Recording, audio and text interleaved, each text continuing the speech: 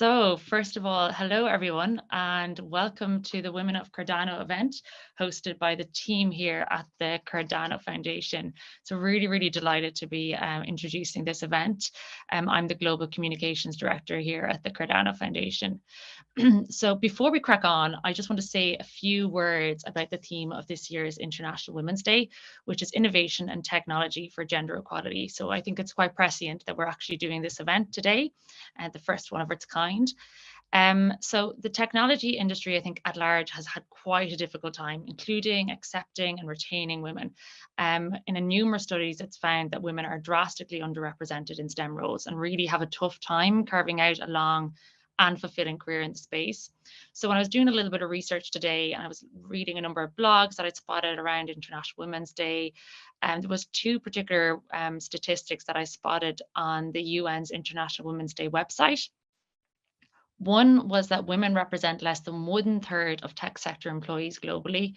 And two, they found that a whopping 22% of this number were actually considering leaving the space. So I think that's something for us all to sit on and mull over the next few hours.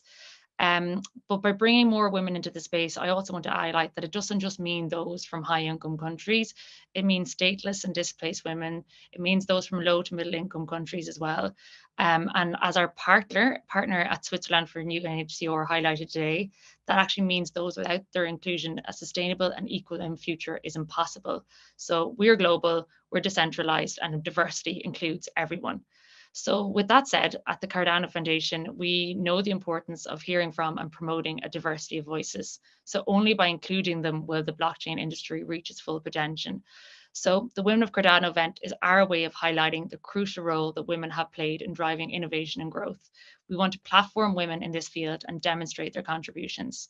So our panel discussions today will showcase outstanding contributions made by women to the Cardano ecosystem. It will highlight businesses building on Cardano and will also highlight the present and future CNFTs and of course, women in Catalyst. So I hope this event will inspire and encourage you to take part in the blockchain industry and continue to drive women to consider entering the space in the many guises available. So thank you all for joining us today, and I really hope you enjoyed the lively discussions ahead.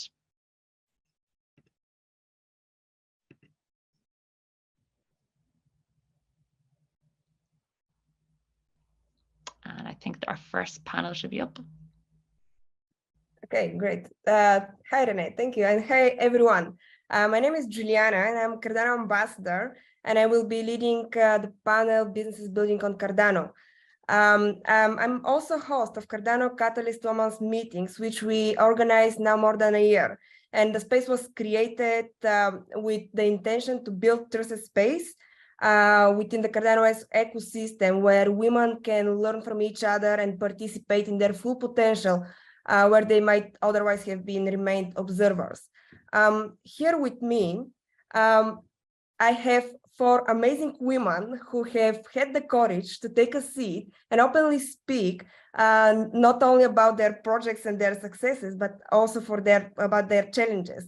I have Julian Montag, CEO at Gimbal Labs, Natalie Robinson, CEO at One Up One Down, Nadia Manel, Chief Strategic Partner at Women in Tech, and Cloris Chen, CEO at Kujiko Protocol.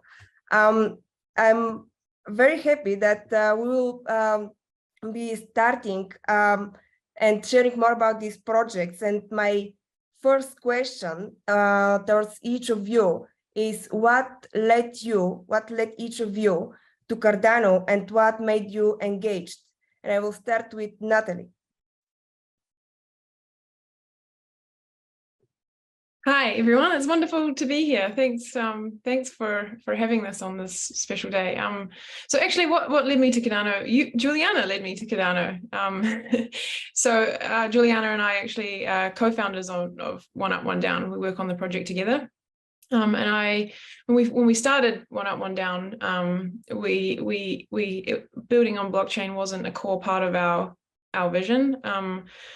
I have some experience in the blockchain industry. I worked in accelerators a period of time ago and building blockchain products and have been invested in the industry for quite a period of time. But we were really led to Cardano through relationships. And so we got to a point where we realized that what we were building was actually great. There were some challenges that we were facing that blockchain could solve. And so Juliana and I put our heads together and worked out a model, a tokenomics model, and how we could build one up, one down on blockchain. And after that, Juliana, one of Juliana's mentors, Jonathan, mentioned Cardano as a community that was really inclusive, great to be a part of, and as a really good first step to start to understand how we could use blockchain to build our business. And so we started participating in Catalyst, and that was the catalyst for what we're doing now. Yes, great representation of the last almost year and a half. Julie, how about you? So hi everyone, thank you. Interesting stories, and as always in life, it's International Women's Day, but I think we also need to cherish the men, and especially the husbands, because that was the person who actually made me aware of Cardano. It was my husband.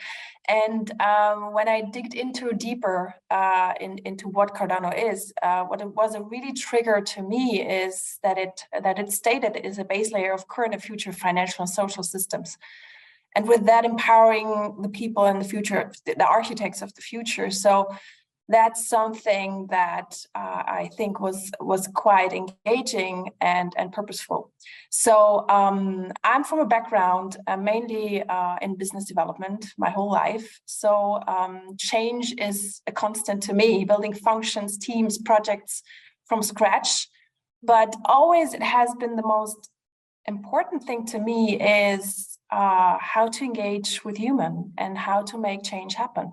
So that translated to what's important to me is really creating impactful relations.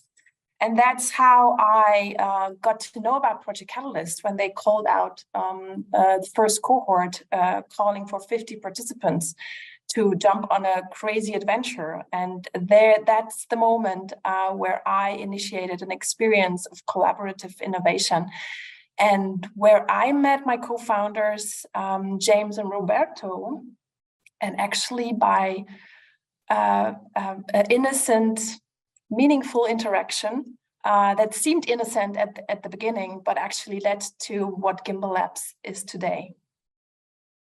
That is really amazing story. Thank you. How about Nadia?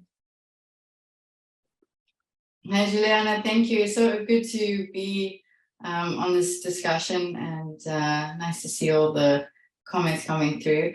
My journey was a little different. I am based in Dubai. So, and I've always been very interested in this whole digital disruption. I did my executive program at INSEAD on digital disruption, and being in Dubai, there were a lot of events happening around blockchain, and I got curious back towards the end of 2018, beginning of 2019, and I started going to all these events in and around Dubai. But what I soon realized was I was probably one of the very, very few women. There were key stakeholders at all these events. It was always public-private, investors, startups. But the women at the events were either the moderators or behind the booths. And I thought, wow, this is it's like deja vu happening all over again. So I thought, okay, how can I, being present and invited to all these events, what can I do to change this? And Women in Tech, we are a global organization. We're in 45 countries. We have 200,000 members, and we focus on education, business, social inclusion, and advocacy. And I thought, well, maybe, it's going to take us 250 years to bridge the gender gap. Maybe if we start educating more women in the blockchain space, when there's a need to source talent, women will naturally just be there, and maybe we could meet the gender gap a little bit. So since I would say 2021, I started doing a lot more together with Women in Tech, and I had to learn myself. It was a minefield in the beginning, but in 2021, I started educating internally Women in Tech. We did NFT courses and various education on Google and different community platforms. And then I thought, okay, we need to speed up not only the internal learning, but the external learning. And how do we do that? We find key partners to work with as women in tech. And then I started looking for partners that share our ethos. And Cardano was number one, so we invited Cardano to the May 2022 summit last year. And since then, we've just had a great partnership and started to do more together as an ecosystem. And we want to eventually implement the Cardano education into our Women in Tech Academy. So that's how I met the Cardano ecosystem. Cool, very interesting. And lastly, you got Clarice. How about your story? Thank you, Juliana. Hi, everyone. My name is Clarice. Very nice to meet you here. I'm the CEO of Cogito Protocol. We are a DeFi-oriented spin-off from SingularityNet. So SingularityNet is another project on Cardano. And our project is creating alternative stable coins, which we call tracer coins, which they are basically AI-powered and fiat-independent stable coins. So I'm very glad to be on the panel with the great women from Cardano, and I would be very happy to share more about the stories. So Joanna was asking what led us to Cardano and made me engaged, right? So I've been in crypto for quite a while now. So I actually have been hopping around different communities, including Cardano, Ethereum, and many different things. And in terms of how we are committed to build on Cardano, I want to quote my co-founder Ben Gorsho's comment about Cardano. He said, "Cardano is a truly decentralized blockchain with the best technology. He's the best AI expert in the world, and he thinks Cardano has the best technology." I think that says a lot about Cardano blockchain. I think that is basically the answer why we are engaged with Cardano. And from personal experience perspective, so I have been talking with many different people in the space, but I want to say that the Cardano community is truly the best. Like the openness and the inclusive culture here makes me feel really motivated and inspired. So when I first started the company last year, so it's been only 1 year's journey, I have received so many generous help from Cardano ecosystem and community. They are giving me feedback on our project development. They are connecting me with other people from different sources, and also they are sharing me a lot of advices from their personal experiences. Like they are doing all of that out of generosity. Like they don't expect anything back from me. This is just the inclusive and the open culture of the community. That's what I like about it. So yeah, to answer the question, the technology and the culture here are what make us stay in the community. That was absolutely amazing, and I totally share what you said that about the generosity, and actually that made me stay with Cardano for so long because of the same reason. And I see that everyone here is just about the people. That is what makes us different. And so my next question will be more about the business that you are working on and the purpose and what value you are providing. So, Clarice, stage is yours. Let's continue with you. Okay, sure. Yeah. So this one might be a bit longer, so please bear with me if there are a lot of technical details.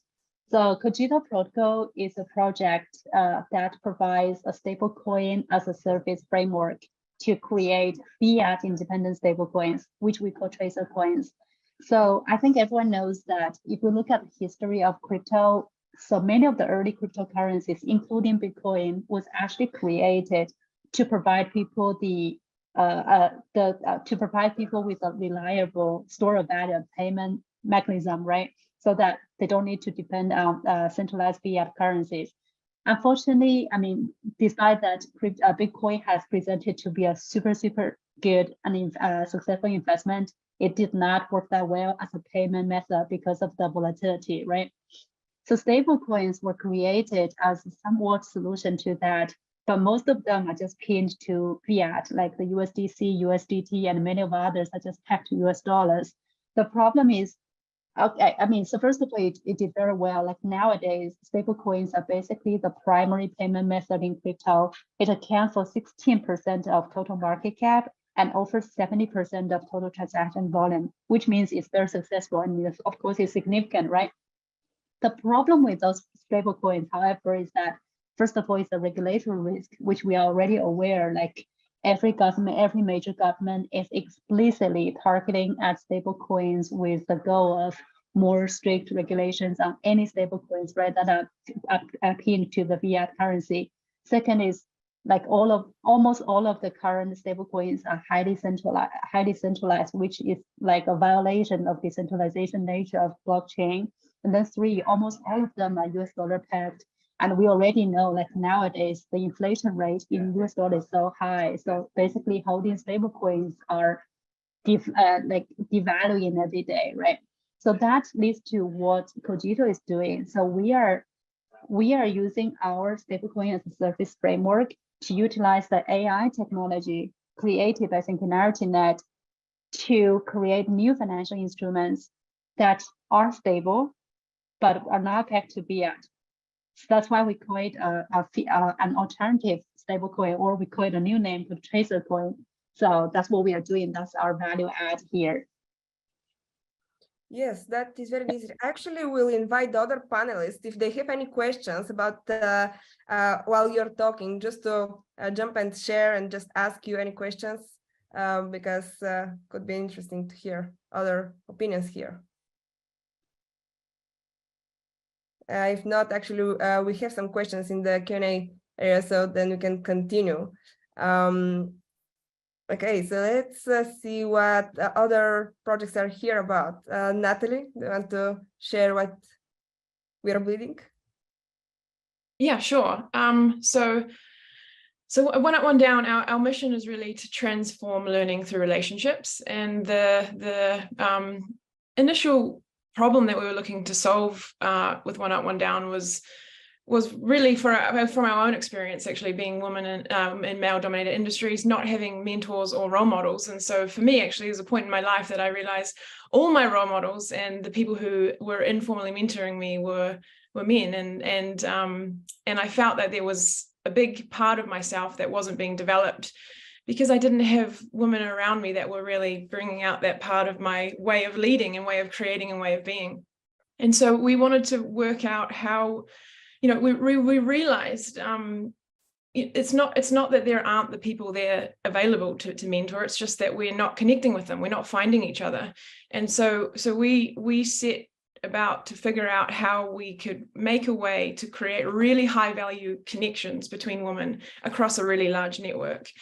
And so we do that using AI, machine learning, to take into consideration data about a mentor's current experience and a mentee's desired experience to propose the best possible match across a network. And we also wanted to structure the relationship so that there was trust built, there was space for authentic sharing between the mentor and mentee, but that it wasn't so long, the structure needed to mitigate some of the challenges that come from mentorship, and that's like they can drag out for too long, or the mentor doesn't feel like they can provide value over a long period of time. And so we created a protocol that's each match is 3 months, 4 meetings.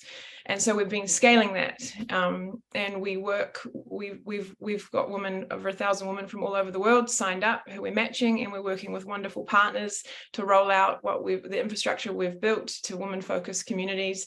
And we're building blockchain into it. So we're working out how we can incentivize mentors, reward them, recognize the contribution they've made to the network through tokens.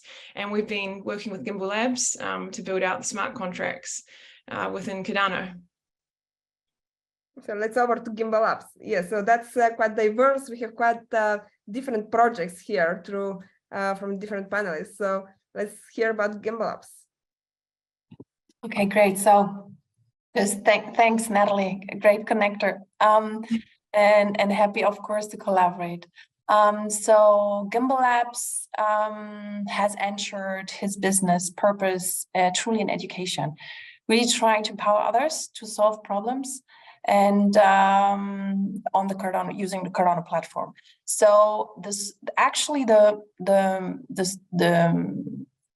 The problem we're trying to solve as Gimbal Labs is we know that there's a blockchain developer shortage in the future for all the work that's coming across us. So in the first place, at our core, we really want to focus on the developer education. Nevertheless, proof of concept might tell us a different story, which I'm gonna share with you.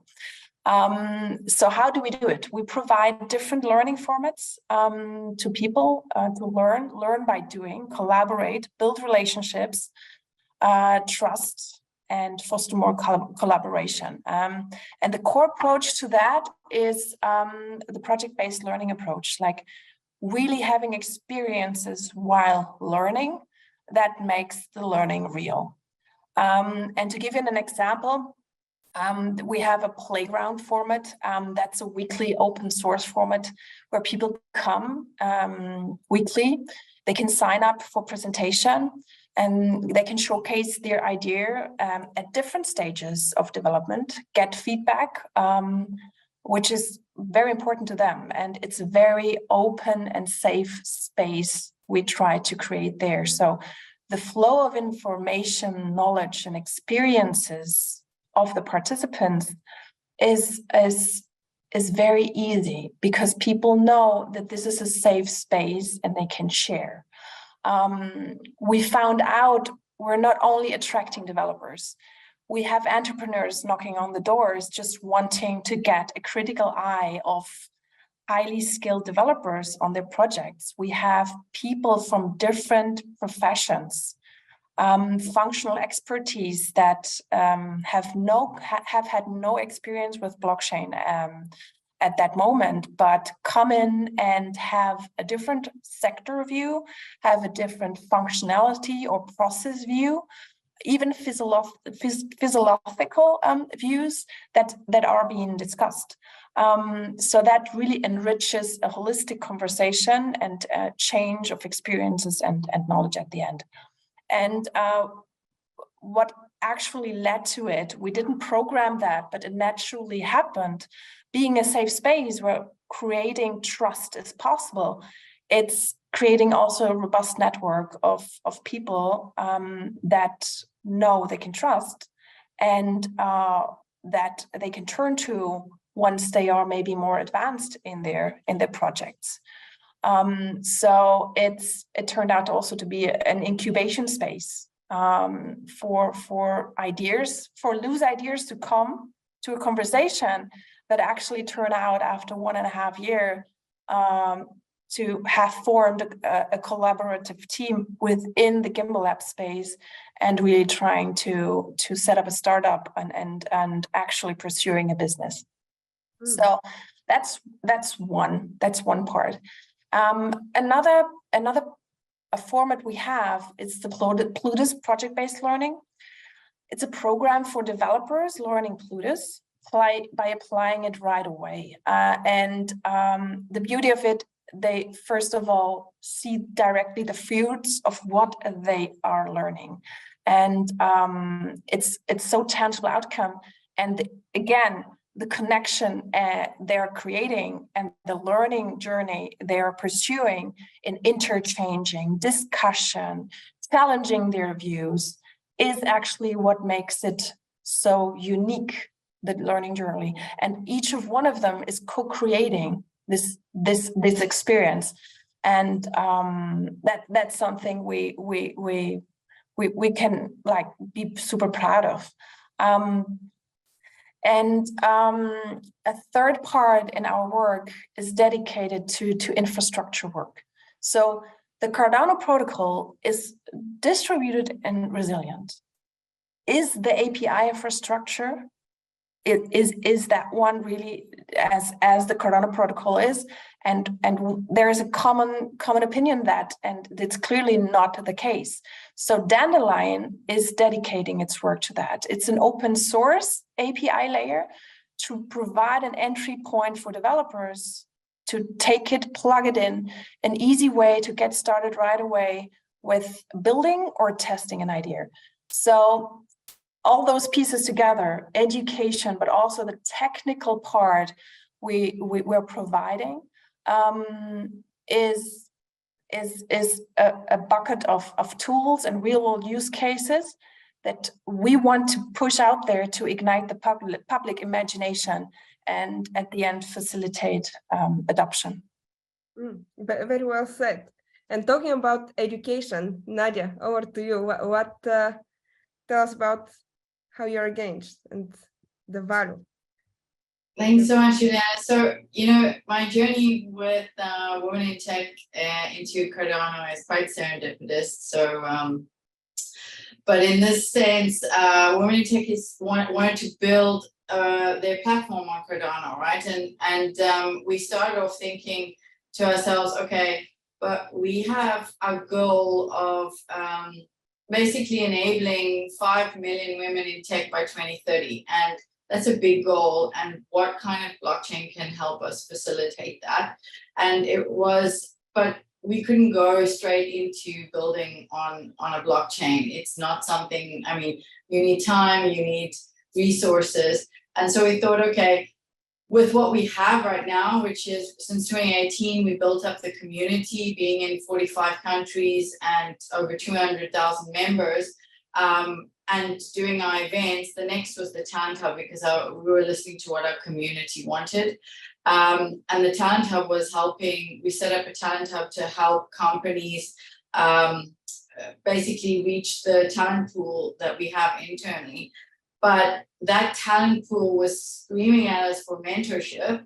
And so we thought, okay, the next step into developing out our platform, the mentorships that we were doing in the 45 countries was very, very manual. So I went looking online for a mentorship program that was blockchain enabled and could facilitate the capacity that we wanted to do. And that's when I found One Up, One Down. So it wasn't, initially I didn't know that One Up, One Down was part of the Cardano Catalyst program. And I said to you both, like, I wonder if it's like an algorithm on Google, when I go searching, and I'm, working with Cardano as well. But who knows? Glad it happened. And we're now working with One Up, One Down at the first point of integrating blockchain into our entire platform build. We also will be building out the academy on Women in Tech, as well as the crowdfunding platform. The academy will have a venture builder aspect to it, where we will help women run through a venture builder program to build their businesses, and then plug it into the crowd lending platform, which also is going to be built with blockchain technology to facilitate the funding and crowd lending going to the female-led businesses, because that is still a huge challenge. I'm sitting in the MENA region. It's 98.5% of women get funded for their businesses, and the rest of the world is under 2%. So our platform will eventually be built on blockchain. We're starting with the mentorship program with One Up, One Down, and next moving into the crowd lending, crowd funding. So it's exciting, but also a lot of learning. And I think that's such an important part, and why the academy aspect from Cardano's side is also very important, right? Is to provide that education to the ecosystem for that mass adoption. So I'm very excited about that. And yeah, absolutely. And talking about challenges, what have been the greatest challenges that you have faced so far? Like, tell us more about the difficulties. We love to learn about what we struggle with.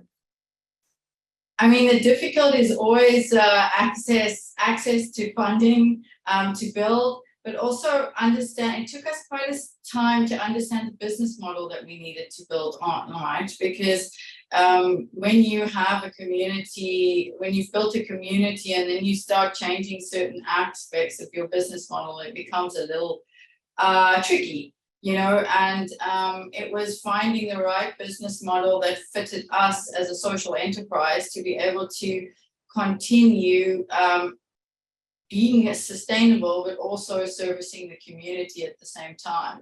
So the challenges was really basically building a sustainable business model, and then finding the funding which we're still busy with, to facilitate the build of that platform. I would say, business model and access to funding is definitely main challenges in the space.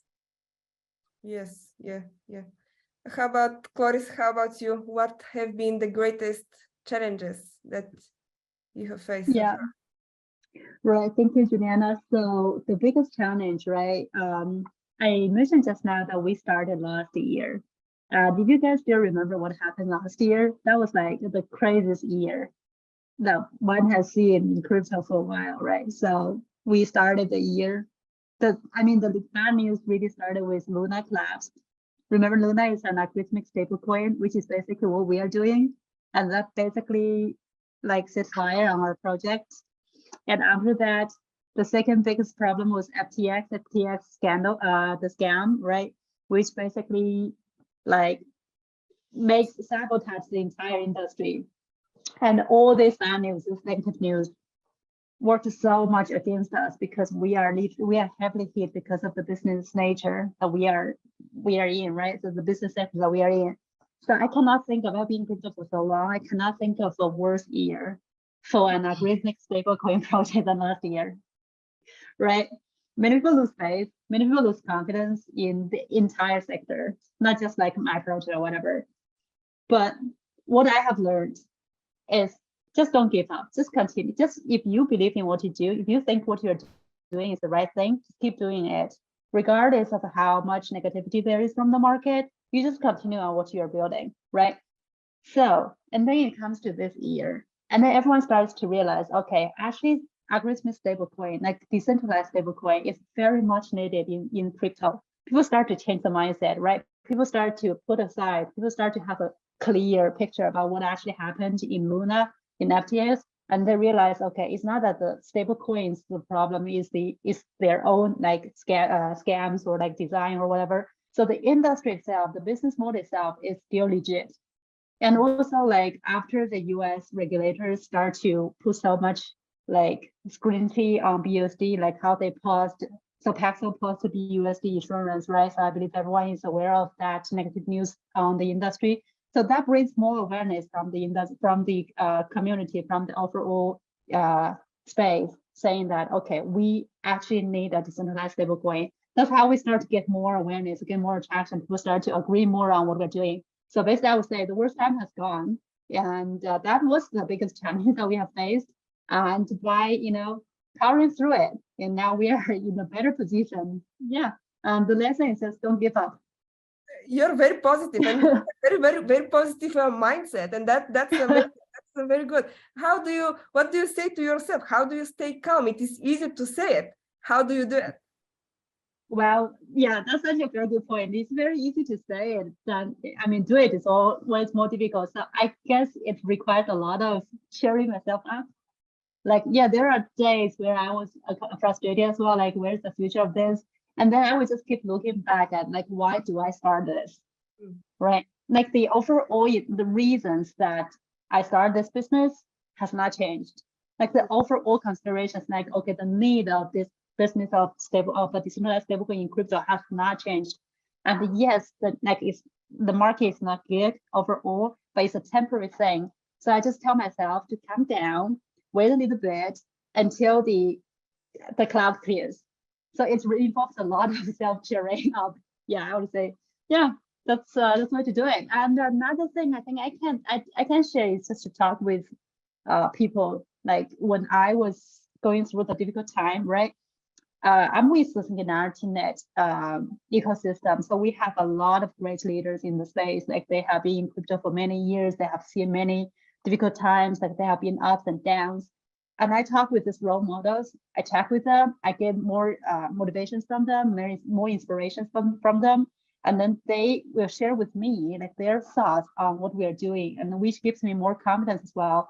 So this kind of mentorship that I have experienced from a personal like business development is something I also want to share with everyone else. Like when you are in a difficult situation or when you are experiencing challenges, try to reach out to people. Like find someone you can trust, find some role model that you believe in, and see if you can get some second opinion from there. I believe that helps. That's why I personally am also promoting as a mentorship by myself, like I personally offer mentoring to other young talents in the space that they want any advice for the career or anything. So yeah, that's what we have been doing. That's very, very generous from your side. Also, everyone who is interested is happy to reach you. That is amazing. And Natalie, how about you? How about your challenges? I think you can relate very well here. Yeah, definitely.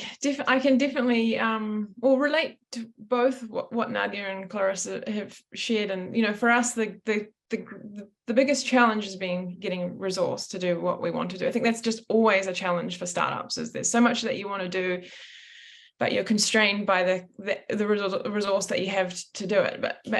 And so I think that going through the process of raising capital, you know, you're always, well, there's just a huge learning curve. I don't know if, but I mean, you've really got to, there's just so much that you have to learn about how to communicate what you're doing, how to hold yourself in a meeting, how to project confidence, and how to be, you know, it's there's a lot to it. And I think there's a lot from an individual perspective that you've got to learn, but there's also the market to take into consideration too. And I saw a stat that less than 3% of VC funding last year went to women.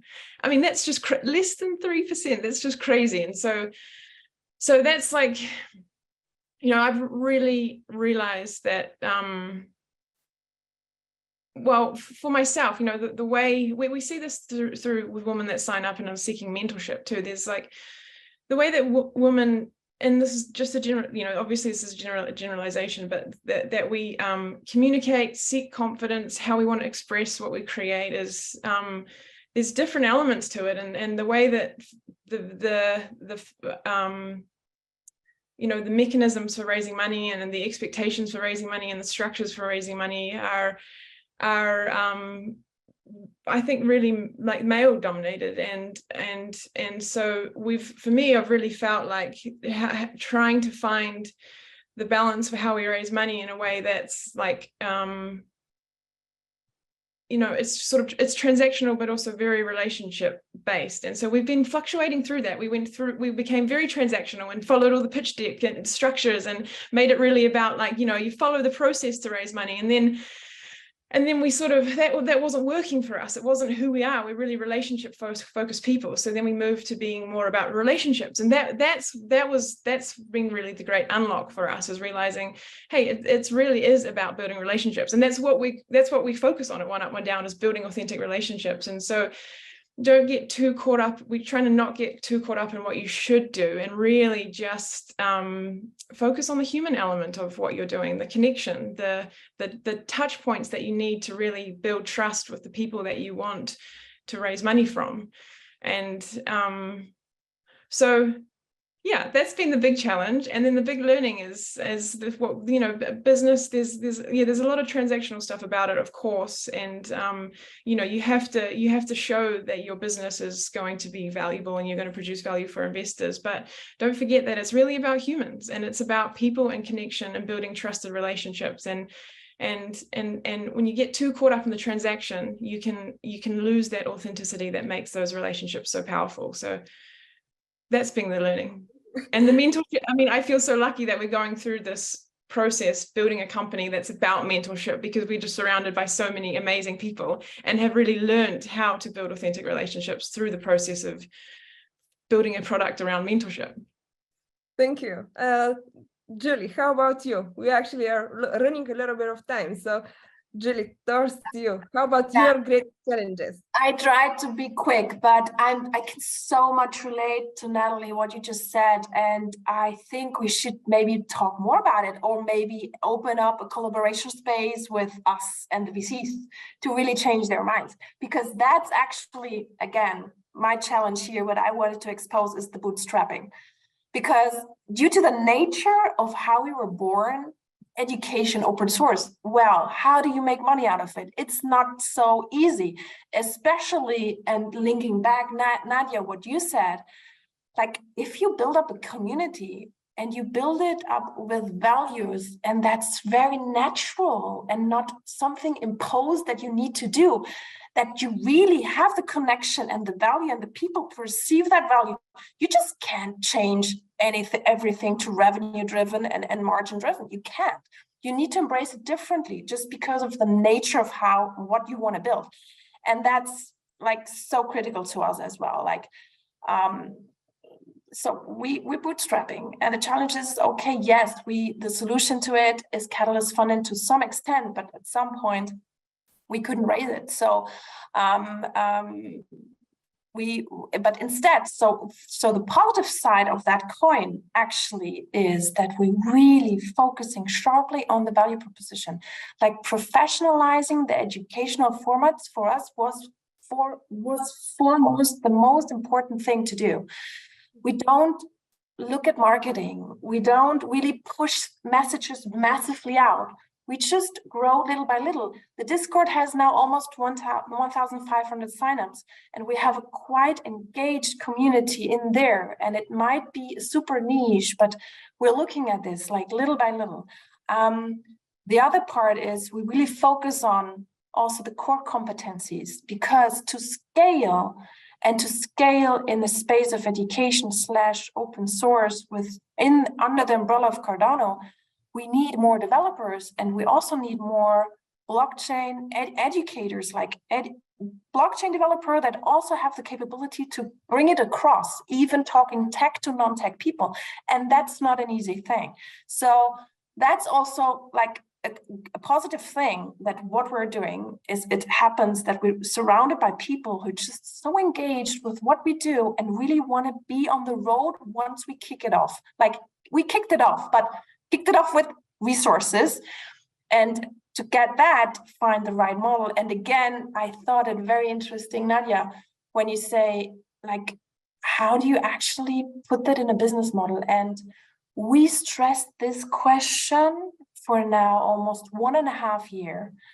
I don't want to say we go back and forth, but we read, we think, we listen to our people, and we said the most natural way is to build it up on a foundation where we ensure the education and the open source space, but also throughout donations or memberships, being able to provide further education, open source, and tools that more people can use. Yes, thank you. As we are running out of time, actually, I will read one of the questions, and maybe we'll finish with that, which is, and maybe Julie just, or whoever wants to answer it. How do you see the future of Cardano and the blockchain industry, and what opportunities do you think will emerge for women in this space?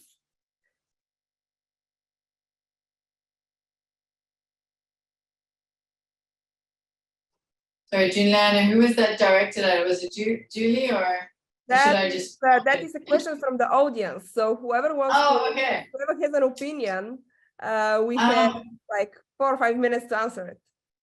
So I want to just go a step in here and say, I'm actually working quite closely with Cardano now to build out the education part. And I think I'm so excited about what we're going to be doing this year. And I felt just having this conversation has been so invaluable, because I'm hearing, and I will move to the community as well and ask for feedback on how we can build out the education through the Cardano Foundation. But just being on this call, it's so clear for different pockets of what's really needed for building business on blockchain, business models, and there are so many resources within the community, but also in the foundation.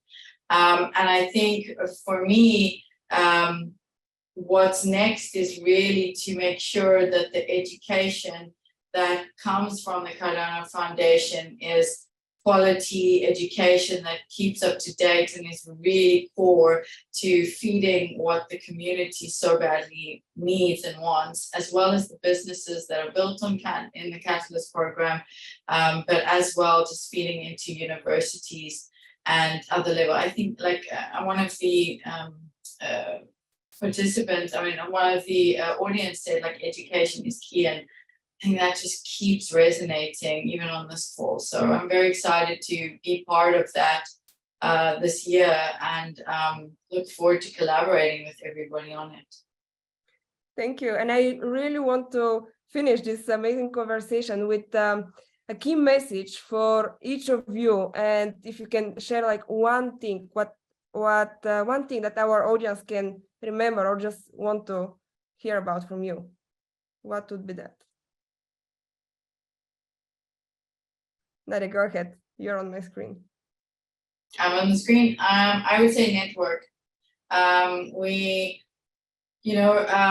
We don't work on network as well as we should as women, and I think I've really the last 2 years focused on building one. I was with a company for 12 years and then moved out of that, and as soon as I moved out of that, I felt like, my gosh, I feel a little naked because I don't have a network around me to support me, and help me, and I feel exposed. Maybe exposed is a better word, but build your network, because at the end of the day, I mean, it's a bit crass to say, but your network is your net worth. And that means like building out your community, your network that will help you when you ask for something that you can also give back to. So I would say my takeaway would be focus on growing your network, because that at the end of the day is what is the foundation of which you build on top of.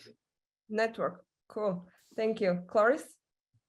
Yeah, sure. Yes, I would just say today's a special day. It's International Women's Day. It is for us to recognize and celebrate women's and girls' social, economic, cultural, and political achievements, right? So growing up and even in my personal career development, I have taken advices from so many people. I've taken from so much from the society. I think on this day, I want to share that we are also here to give.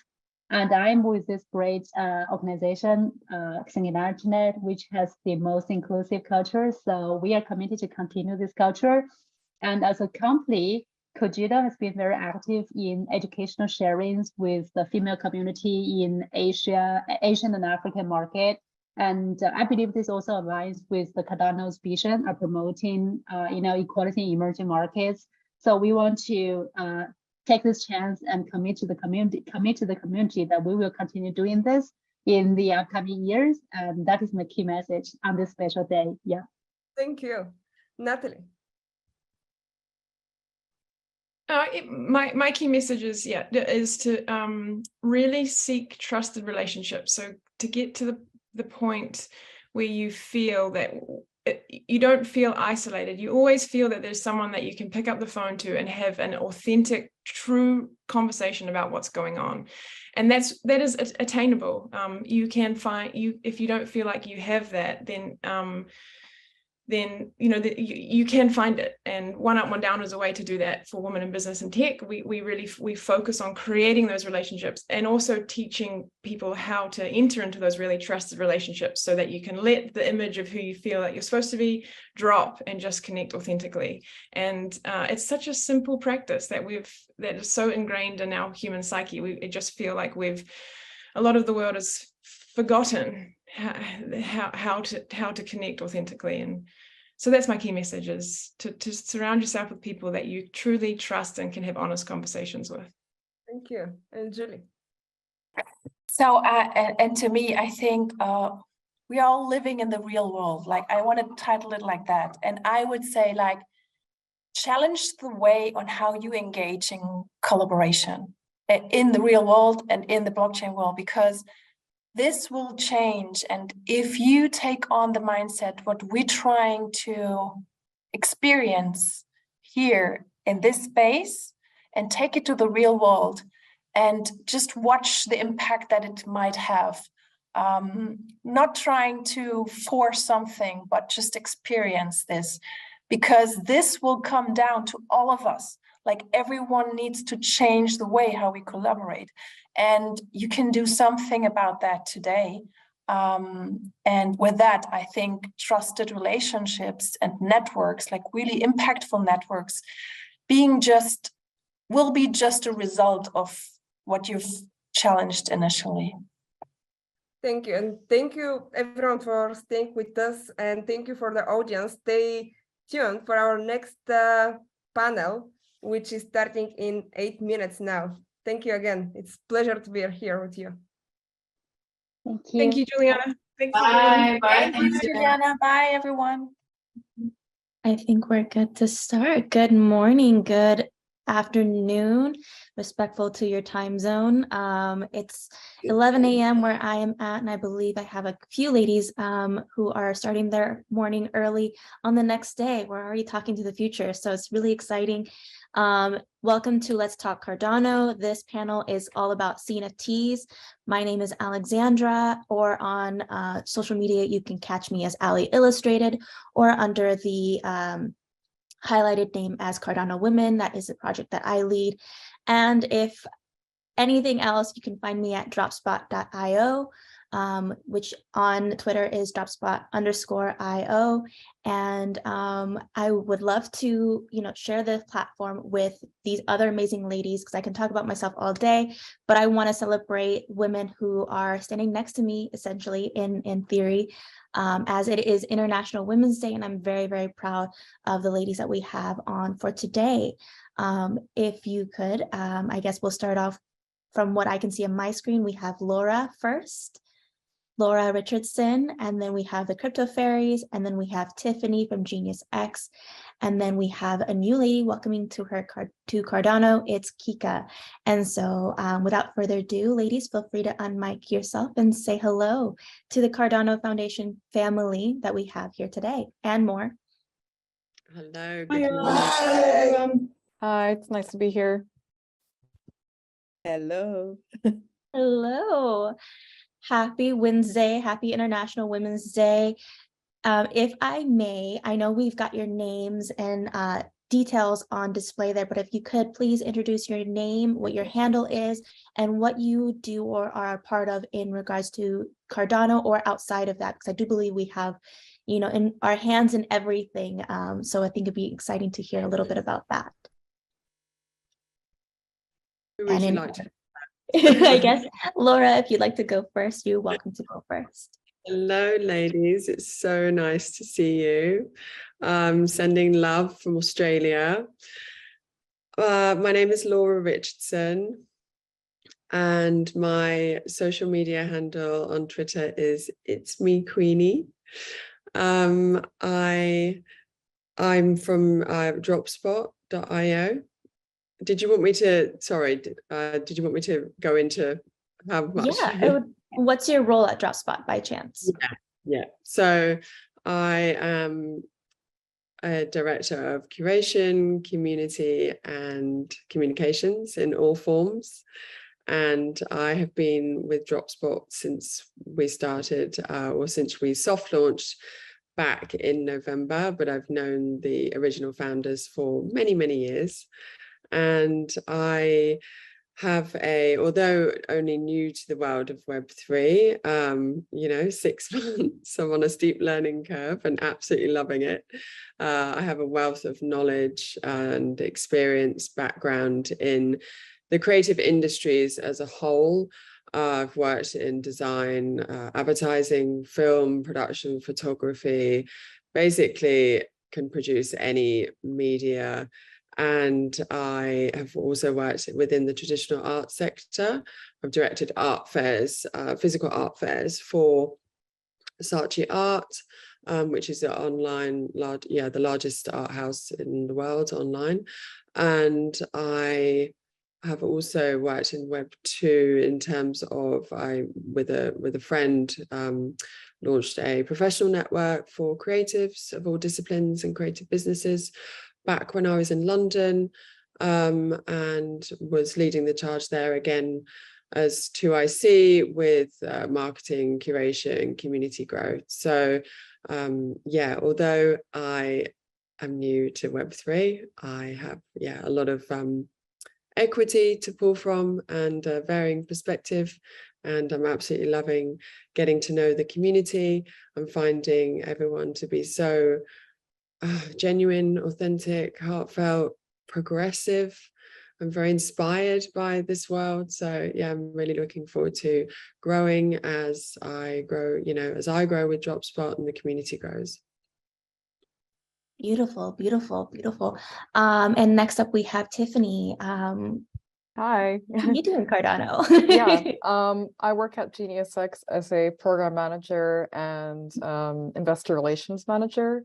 So at GeniusX, we're working with a lot of early stage startups, some also together with Dropspot as well. We recently announced that. So it's a very wonderful collaboration that we're having together to be able to support a lot of great artists out there. And I think we're going to speak to a few of them today. Yeah, that's it's something that I've been working with the GeniusX now for a year. Been working very closely with many different founders from across the globe. So we're fully remote program and accelerating a lot of startups that are building on Cardano. So that's a little bit about me. Stunning, amazing to hear, and pleasure to have you here on this early morning. And then I believe next we have Kika up on the screen to introduce, as she is new to Cardano, I believe. Welcome, Kika. What have you been involved in overall? I guess would be a great way to start, as NFTs are outside of Cardano as well. Hi, Alexandra. I'm super happy to be here. Thank you for invitation. And yes, I've just been onboarded by Laura to Dropspot. So, and my collection is, I think it's there since yesterday, I think, or even today. I mean, the big launch is the whole collection that's paying homage to the International Women's Day. I was very, very happy to discover Dropspot, and I'm super looking forward to discover the community of Cardano, which seems super welcoming because I'm just here and already participating in this panel. I've been an artist for 20 years in the what we now call traditional art world. Although my art was never very traditional, I worked basically with video-based moving image and video-based works. So a lot of video installations, videos, and I was always, I come from the world of film, but I was really in the contemporary art world for 20 years. Oh, I'm Brazilian, forgot to say. Yeah, and I'm based in Brussels for 9 years now. And I've been in the NFT space for a little bit over a year. And since the beginning, for me, proof of stake was super important. So I went directly to Tezos because there's a big Brazilian community there. Actually, the whole NFT scene was kind of started by a Brazilian. And so it was only logical that I've heard of that before. And but I've been, I think the future is cross-chain. Okay, there you go, I said it. So I've been in Solana, I'm a little bit on Ethereum, but I think it's for me, art is art, and more than anything, community is very important for me. So that's what I'm hoping to discover here. And I really like, I was talking to Laura, I really like Dropspot, the way it works, the website. So I'm very happy with that. I think it's different, it's fresh, but it's beautiful. I think it puts the art on the right place. So that's very important. And I've been also, so I'm an artist, but I'm also always been a creator as well. And in this space, I'm also a creator. I've been creating and I've been collecting a lot. I actually became addicted to collecting, which is something unexpected. And as a creator, I've done a few online and physical creations with NFTs. And very recently, I became creator of Object, which is the largest platform on Tezos. But I'm here with my artist hat, and I will continue to be an artist. It's a half-time job, and so I continue to be an artist. I'm very, very interested in continue to discover other communities and to That's it. Awesome. Absolutely wonderful. We have two other ladies on the panel, and I would like to give the floor to, first and foremost, the fairies. They're very popular in the ecosystem. We want to say hello and good morning. Good morning. Good early morning, 5 a.m. nice and early, you know. Yeah. Absolutely. Yes, I tried to hair. You are. Oh, there we go. Yeah, so I'm Tinkerbell. I'm one half of the fairies. We're a duo and we're a dynamic duo, we like to refer ourselves as. We've got Fairy Godmother and Tinkerbell. We use our intergenerational wisdom to sort of teach different morals on the blockchain and sort of bring an ideology from Web 2 that we don't want to bring into Web 3, because there is a lot that we do want to bring from Web 2, but there's something that we kind of feel like we should leave behind, like the toxicity of the office culture sometimes, the way that we interact with each other, the con artistry of the past and the slyness and all of that stuff. We just want to try and make it a bit more transparent, because that's sort of one of the reasons that I joined the blockchain, the transparency cause. So if we want to be more vulnerable, more real, more raw, yeah, and I'm an artist, I've studied art and I'm a leader, a thought leader, a speaker. I like to have an opinion and I like to create change. And then Fairy Godmother. And I don't know if you can see, I'm the Fairy Godmother. We are a mother and daughter duo. I've worked 25 years in private banking, so I know all about finance. We're here, we've sold out our second NFT project after 274 days. So if we can do it, anyone can do it. We have team, we've built our social medias up. Oh, I can't even talk about how much we love our community. So, absolutely splendid. And another veteran we get a chance to say hello to is Maria Carmo. She's been here since before I joined the space. Welcome, Maria. Hello, everyone. It's nice to be here. You don't know how happy I am to be here with you. A long time ago, 2020, it was very hard to have many of you here, and I'm happy that we got to this moment. So just a brief introduction. I am here since Fund 1 of Catalyst and then Fund 2 with Lovelace Academy. I am SPO for Cardanistas. It's the biggest pool in number of people in the entire blockchain. We are almost 11,000 people. I am a host and a content creator for Lovelace Academy and Maria Carmo 369. Everything I do is about Cardano. I live in Cardano every single day, every single hour I'm awake. I have seen you everywhere, and it's a pleasure to have all of you beautiful ladies up here, as you have done a fantastic job of already answering my first question as to how you got started and what led you to Cardano. A lot of you seem to have, found your perfect niche somehow, some way, whether it's with a marketplace, as an artist, as, some form of marketing, and of course, education as well. I wanted to dive in and ask, as beautiful as it seems that our journey has been, I wanted to tap into something that's not really talked of often. As when I first came into this space, a lot of the things that I saw was a gender gap. And I saw that also as a hurdle to come over into getting into Web3 and specifically into Cardano. Have there been any obstacles that you have had to overcome or think that still needs to be addressed as challenges for Web3 as women or as individuals as a whole? And anyone can take and contribute to this question. Okay. Fairies, you're up first. Always talk. We always talk. We just want to say, like, being in a new industry is a really exciting opportunity. It's going to come with a lot of challenges. So such as like collaborations, we're always being asked to do things like do collaborations, but you need to recognize the value of your own time and how important you are as well as a person. Because in the beginning you think, this is great, this is great, this is great. Because we've been in the space for a long time, we know now that we've done a lot of things and then people are still not around. And sometimes in life you have to take chances, but you also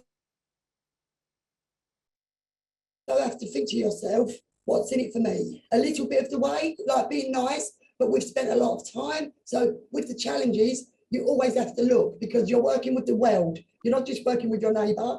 So you just have to be, so that's the challenge still, like we're kind of saying a little bit, is how we prioritize our time. Because that's just obviously what you're faced with being in the new industry, the naivety of it, and you all need people to work together and build, but that trustlessness obviously comes from building a new community. And if you give that trust to everyone, sometimes your time gets taken advantage of. And that's one of the biggest challenges that we found, time getting taken advantage of and how you value your time. So that was basically our answer. Wonderful answer. Absolutely. I think that bleeds over from Web 2 and Web 3 as a whole, that you want to value your time, and who else knows how precious it is than all of us who, you know, are multifaceted, doing a lot of things. We have moms up here on the stage, we have daughters, we have, you know, a lot of, you know, facets that we take part in, and we have to be mindful when we are contributing our time to certain things, and we want to be productive as well when it comes to having an impact with NFTs or even outside of that. I did want to open it up if anyone else wanted to contribute to the conversation about any challenges that you might have faced. I mean, we are in a bear market. I can't say it's the easiest thing that anyone can deal with, but it's something that nonetheless we're striving at, and here we are still working to look forward to the next bull, and so on and so forth. I believe, Maria, you had something, or Kika, sorry. I think this, I think, oh, sorry. Maria, you're welcome to.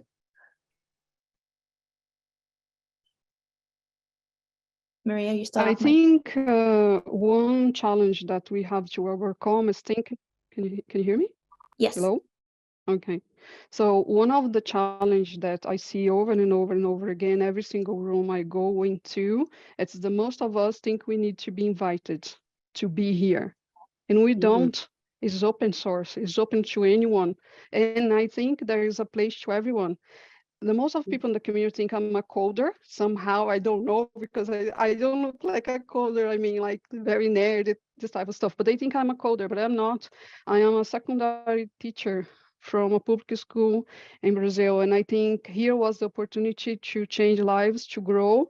And I just said, I think I want to learn something that I might be able to tell people, to teach people, so they will have better decisions to take when they have the information. It's cool that Maria is also Brazilian. I just understood that.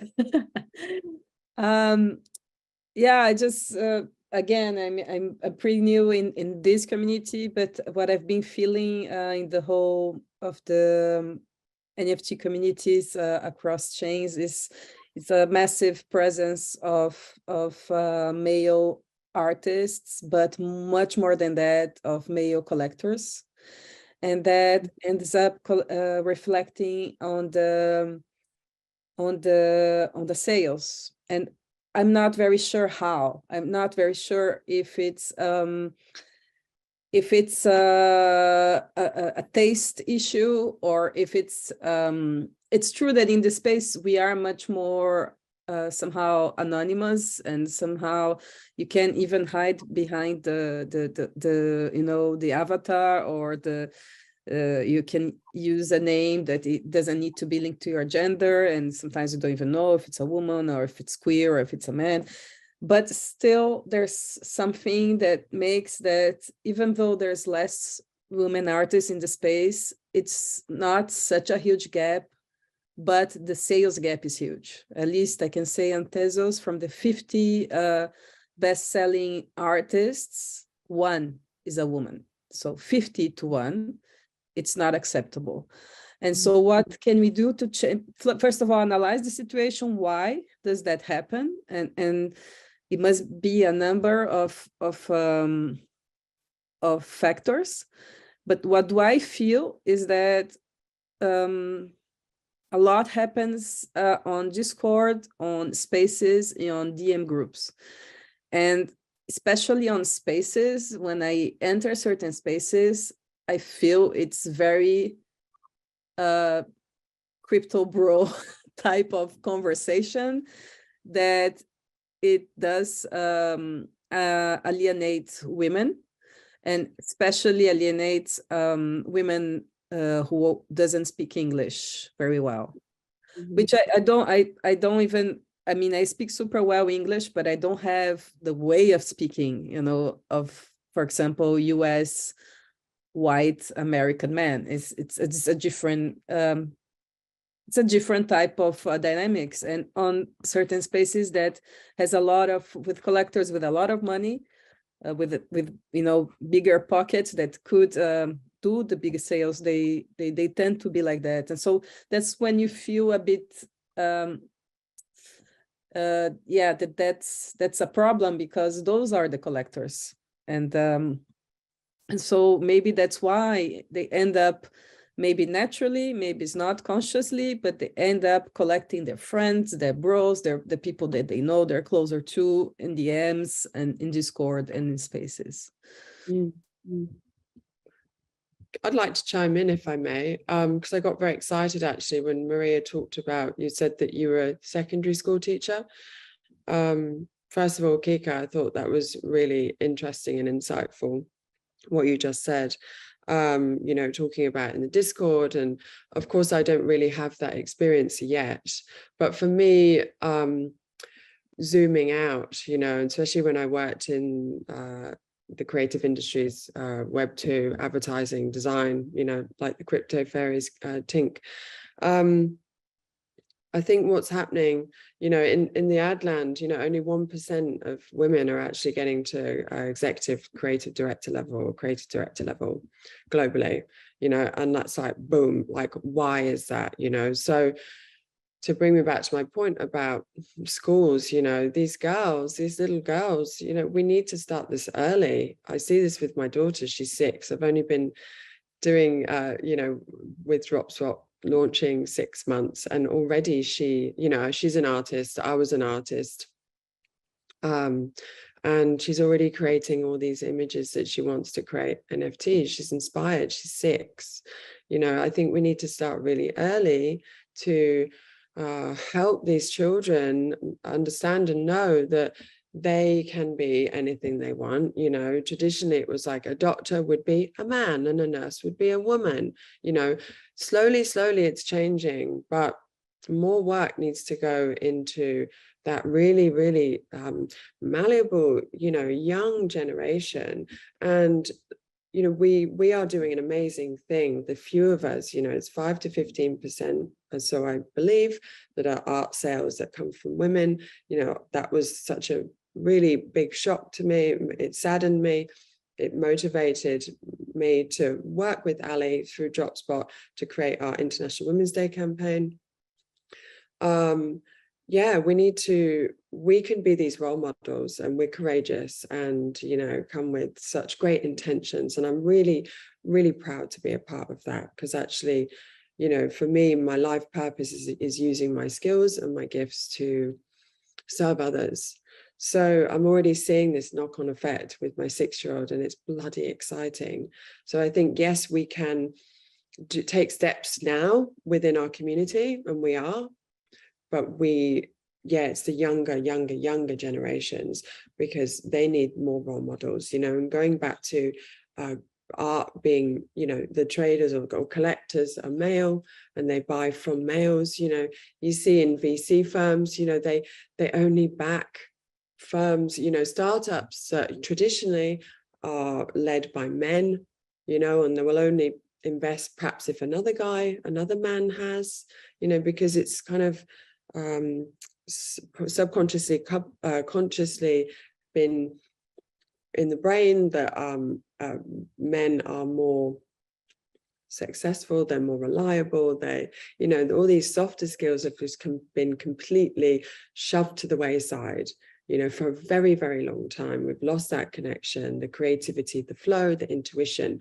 the empathy, the social and emotional intelligence that the feminine, the divine feminine bring. But thankfully, not thankfully, like, the divine feminine is rising.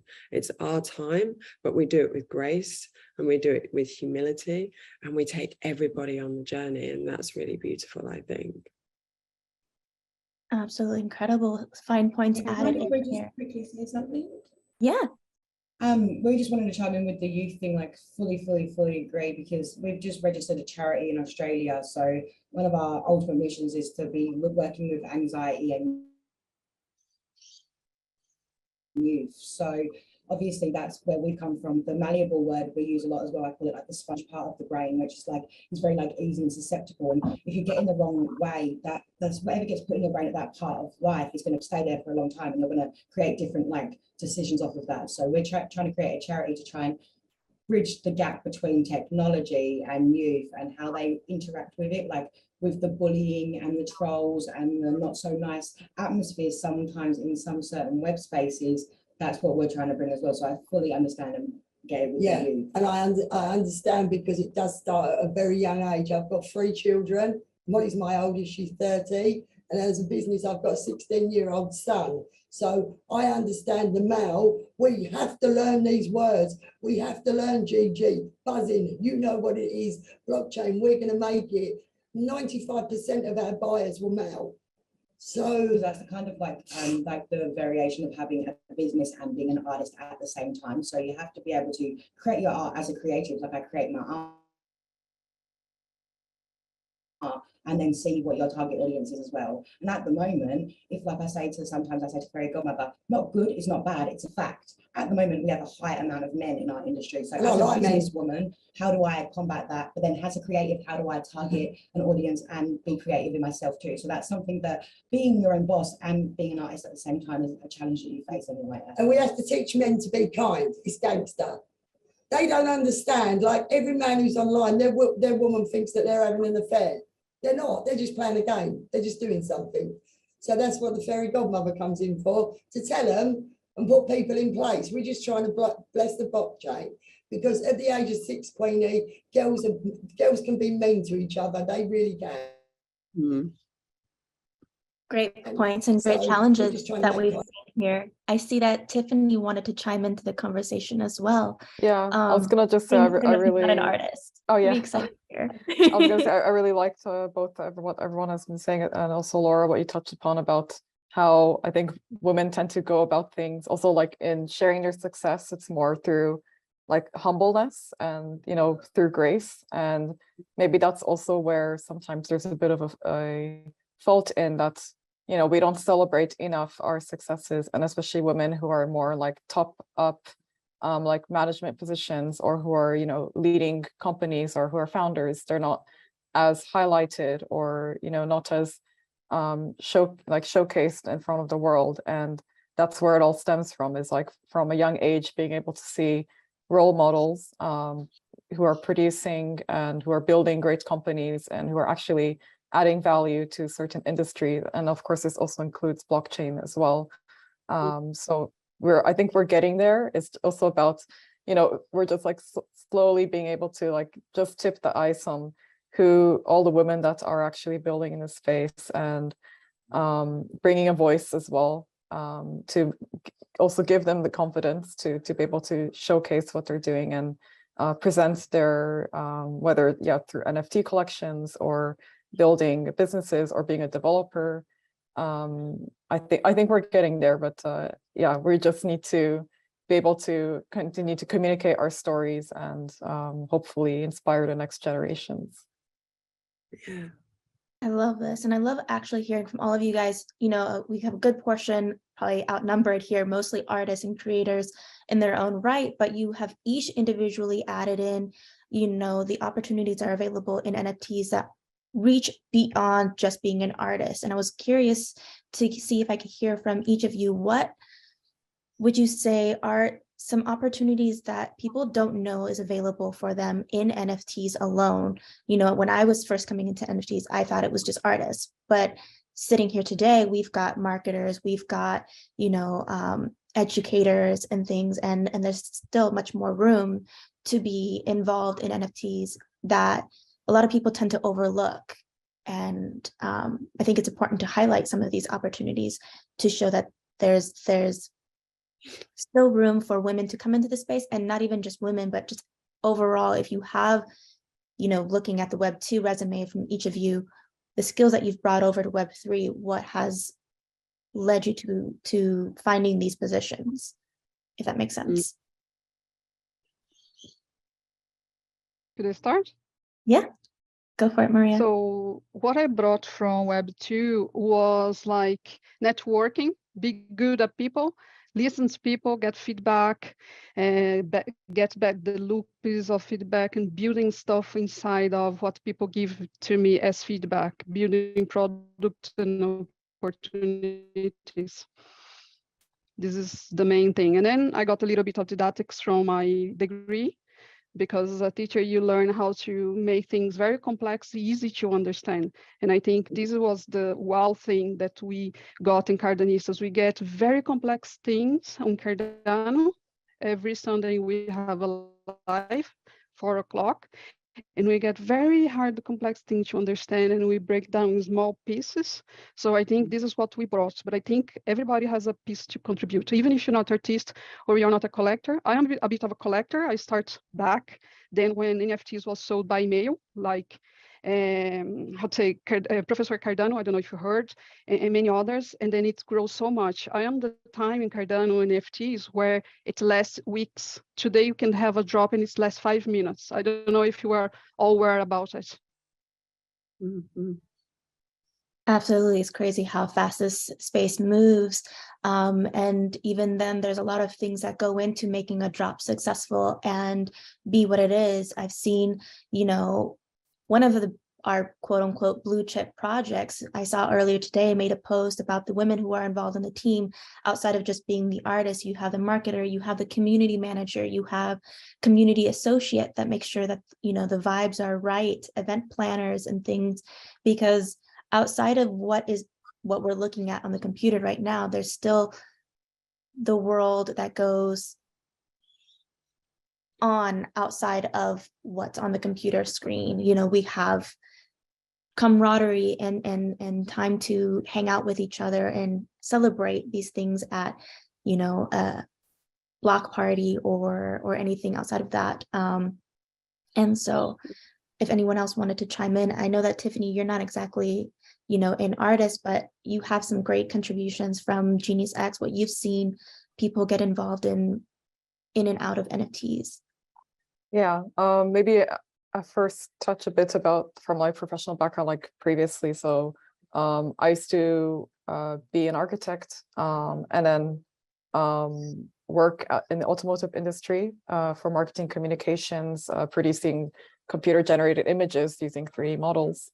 And that's what really initiated my interest into blockchain technology, just because it's something that is very innovative and there's so many great use cases, especially for NFTs to be utilized. And through Genius X, there's definitely a lot of interesting use cases, definitely more towards like NFTs being used as utility, either for access to certain community like memberships or for example, like metaverse, land plots, can also be like social media tools. So there are plenty of use cases. I mean, even Genius X has their own NFT that will tap into the staking mechanism. So there's just countless things that are happening, and I think continuously we're discovering new and new ways that NFTs can be utilized to really engage certain audience and unlock new potentials. Yes, Laura, go for it. That really inspired me. Thank you, Tiffany. I was just thinking about unlocking and you said it. I feel like NFTs is like it's a door, right? It's a portal. It's this whole other world, this oasis, this Shangri-La. And it's really, it's very exciting to be, kind of going through the Lion, the Witch and the Wardrobe through to this other world. They are really a great connector, aren't they? I mean, art always has been. We connect, or, communities connect through a love of any shared interest. You can do a course and be with a bunch of people that you probably wouldn't hang out with, but because you love writing or you love painting, you become firm friends. I think that's the really beautiful thing about NFTs, that there's this diverse melting pot of you know, obviously some room to become more diverse in terms of like female and BAME and LGBTQI and all the rest of it. So, you know, together we can make those changes. But this beautiful melting pot, and I think with DropSpot is definitely what, you know, my mission has always been, is to build communities where meritocracy is at the heart, you know. Regardless of your circumstance, regardless of your background, where you live, you know, that's the great thing again about Web3. It doesn't matter where you live. And, you know, it's very exciting for me, who was always a creator or a creative, an artist as a child. And then I stopped creating in terms of like putting paint to paper in my teens. It's another channel for me. It's another exploration tool, you know, and I see very much coming with my Web2, you know, Adland film production background. It's another tool in the box, right? It's an out of the box opportunity of thinking that inspires exponential ideas, routes, you know, and yeah, it's so, again, you know, with DropSpot, we've made a platform so intuitive to use and so easy and free, you know. Really, it's kind of backing that notion of meritocracy, because we understand that we need new ideas, you know. The world needs new ideas to solve problems, and so we just want to bring as many people in, and those varying perspectives. It's the coming together of those different minds and varying perspectives that can create winning solutions. You know, ideas don't grow in a vacuum. So you know, amplify that with such a progressive and understanding and supportive community. God, you know, like we can create magic, you know. Like if you can imagine it, it's a reality. So what do we want to design here? You know, like the sky is the limit, and that's what's bloody exciting. Ooh. Absolutely. I love the passion and enthusiasm here on this panel. Absolutely great minds to contribute to the conversation. I believe Kika had something, and then we'll go on to the next and final question as we get ready to wrap up our panel here. Kika. Sorry, you hear me? Yes. Yeah. Yeah, I got a bit sidetracked because my husband said that we were too loud and my daughter couldn't sleep. But yeah, I wanted to say, I remember now that I was reading the questions also on the chat, and people asking some like I'm an artist, traditional artist, how I can start, and you asking about the opportunities in the space, and I was just thinking how it's I'm very, very excited about the NFT space. I really think it's a huge revolution, and I feel it's crazy that people outside, the normal people, the normies, still didn't get it. You know, that when I go to everywhere for the past year, I'm really the annoying person who only speaks about NFTs, you know, whenever I go, you know, in parties and family, I kind of onboarded my whole family because they just wanted to shut me up, you know. Okay, I'm gonna just make this fucking wallet, you know.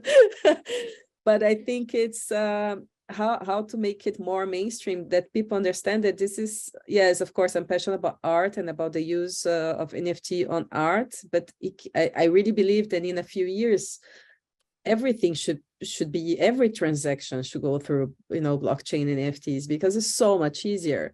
You know, me and Maria, she understands, we come from a country that has a lot of bureaucracy, and the whole, you know, the transactions with NFTs makes everything so easy. And, you know, now we're going to work, me and Thomas, we're going to work with AstraZeneca in Brazil, pharmaceutical company, to make a, you know, artistic performance, nothing to do with NFTs.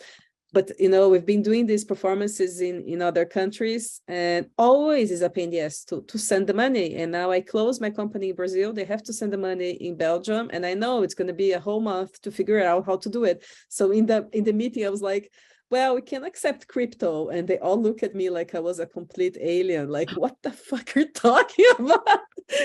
And I'm like, yeah, but maybe this conversation won't be so crazy in a couple of years or 3 or 5 years, you know, that every type of, especially creative work, we travel a lot, we work in the whole world. So why not use crypto, you know? And also for donation, it's so easy. It's so incredible, fast and easy and important.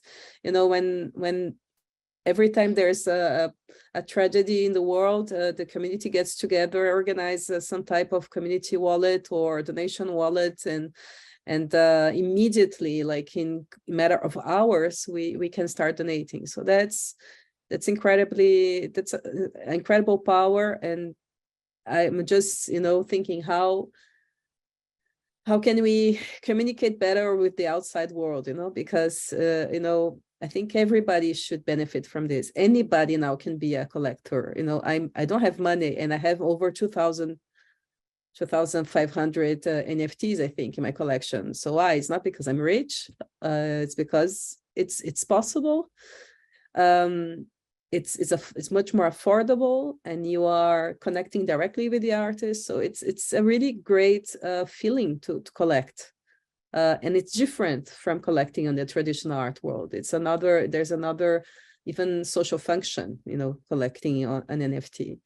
So all these people who love art and who don't have any courage to enter, you know, a white cube fancy gallery or the money to do so, they now can have a collection. And something I've been doing since the very beginning is that now every gift I give is an NFT, or if I really like the person, an NFT collection. I open a wallet, I create a selection of 15 artworks, I give 2 of mine, 1 of my husband, and then I set up a virtual gallery. I invite them over, I put them the VR goggles, and I say, oh, look at this exhibition. They go, wow, this is amazing. And then in the end, I say, it's all yours. And they go like, what? You know, then I have to explain for 1 hour what it means. But it's just, they feel, okay, this is real, this is tangible, and it's mine. And so it's a great feeling. So I think every one of us, we have to do this work of onboarding and onboarding more women, because there are not enough women collectors. Absolutely. And Maria, you had something to chime in back to Kika. So I would ask a favor from you all. I am everywhere in Cardano, and I would like you to go to Idea Scale, where we write the proposals, and look the proposal for 2 kits for legislators. It's just because Kika said about we are being from Brazil and there's a lot of bureaucracy. I have plans to kind of do a book, write a book with all blockchain terms, explain they're very easy, and deliver it in an event in the Congress in Brazil, to get people on board, because everyone needs to be on board. It's not about taxes, it's not about paying off money to government, but it is once again one more project that I would like to take on as educational project.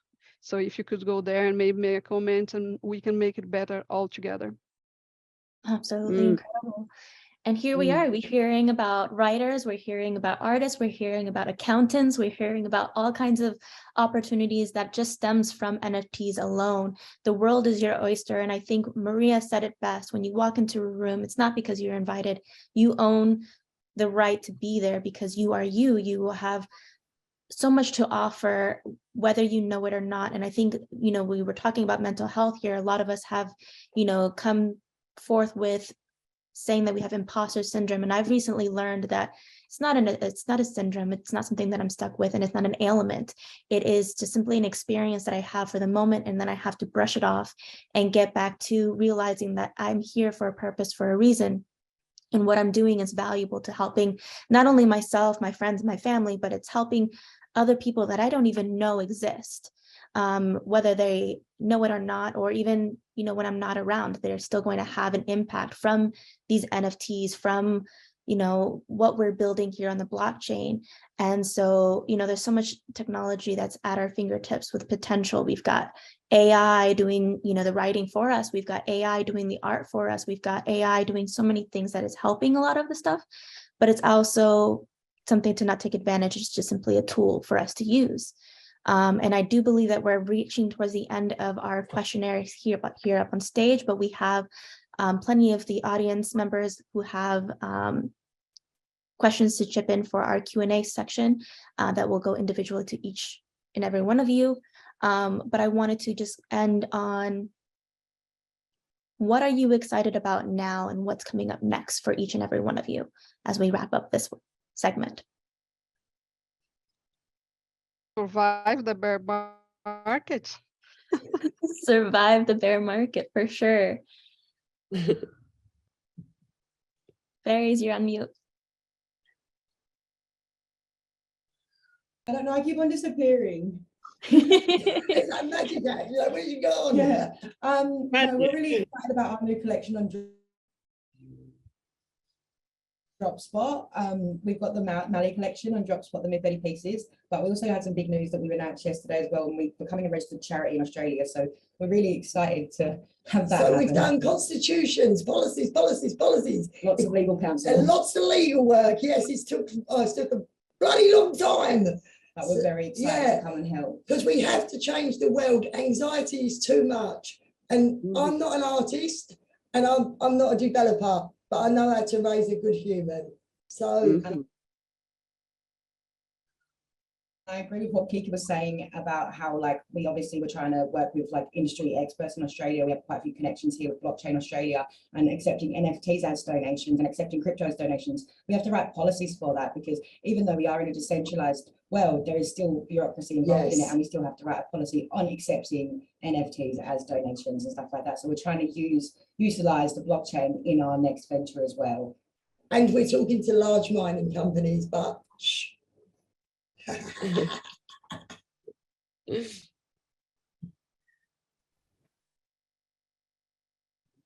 I think I can just say that I'm, first of all, very excited about this drop with Dropspot, and I'm curious to see how my life on Cardano is going to develop. I'm very excited about my role as creator of object. Is brand new, and it's very exciting to discover artists. I was doing that as a collector, but now to actively do it every day, it's very challenging and interesting.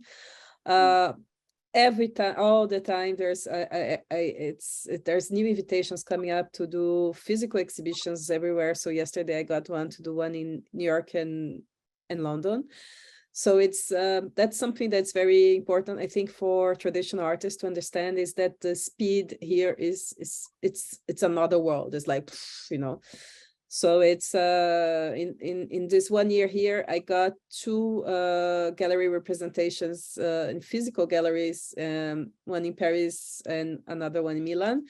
And I've been looking for representation for the past 10 years. You know, it's been 10 years that I don't have a gallery. So it's just, it moves in another speed, and there's a lot of things happening at the same time, and it's a bit too much. But I will survive this month. And I think April is going to be more calm. But I think it's every artist should just you know, not think too much, start, because once you start, you understand. Once you collect is important. As an artist, you should collect as well. Very important to get into the community and to understand what it is, what it means, really. Yeah. Absolutely. And then Tiffany and Laura, anything last before we head over to Q&A? For me, I think, the future is continuing to support, you know, passionate builders and founders, and see what comes out of the space, and just excited, looking forward to that. Fantastic. Laura, the icing on the cake, you're last. I feel like I've spoken a bit. I'm always excited about everything. That's just my kind of standard. Of course, professionally, I'm incredibly excited to be taking with the team Dropspot out into the galaxies and beyond, and meeting so many incredible people, creators, and everybody that helps to make up this dynamic space. And personally, I'm just looking forward to making lots of friends and learning and sharing my wisdom, because I've learned that if I keep myself small, then I'm not only doing myself a disserve, I'm doing you guys and everybody else a disserve, which kind of echoes what you were saying before, Ali. So much looking forward to this year of firsts, as I'm calling it, and there's no shame in that. So imposter syndrome, you're my superpower. Absolutely incredible. Well, thank you everyone for joining. And I wanted to say, you know, in regards to this panel, we have women who are, as you can see, NFTs have connected us. Some of them I've had the pleasures of meeting in person, some who I have yet to have met. And yet we're still connected in some shape or form, from Genius X, from artists, from DropSpot, from Lovelace Academy, stake pools, and everything. You know, the world is your oyster, and just goes to show that, you know, you get to have an impact whether you know it or not. And who would have thought Twitter would have been the one to create this, you know, unity for all of us here today, and looking forward to doing this again next year or for many years to come, not only for International Women's Day, but for many, many other days that we have to cherish each other. And, you know, thank you to the men as well who've helped put this event together and helped support us and got us to where we are today. So I think there was some Q&A that we had to chime in. I think there was, thank you to Lioness. He had asked, what do the ladies of Cardano have planned for the metaverse and utilities coming for Cardano? And I think we have just a few minutes to answer that one. I can chime in on that one. But Maria? Go on. No, go on. I didn't get a chance to say too much about my project being Cardano Women. You know, I've been excited, you know, from the fact that I was angry that there wasn't enough women in the space, and finding all of the women since then. You know, my project is a culture conservation project that is going to be blooming. And I think that, you know, as we talk about this technology, saving a lot of us, you know, a lot of headache and heartache from money, you know, access, and just having a voice. This is an opportunity that I get to showcase what I'm proud of, and also display what I believe that many other women would be very proud of, and men. You know, where you come from is very important, to recognize, you know, where you started and where you're headed.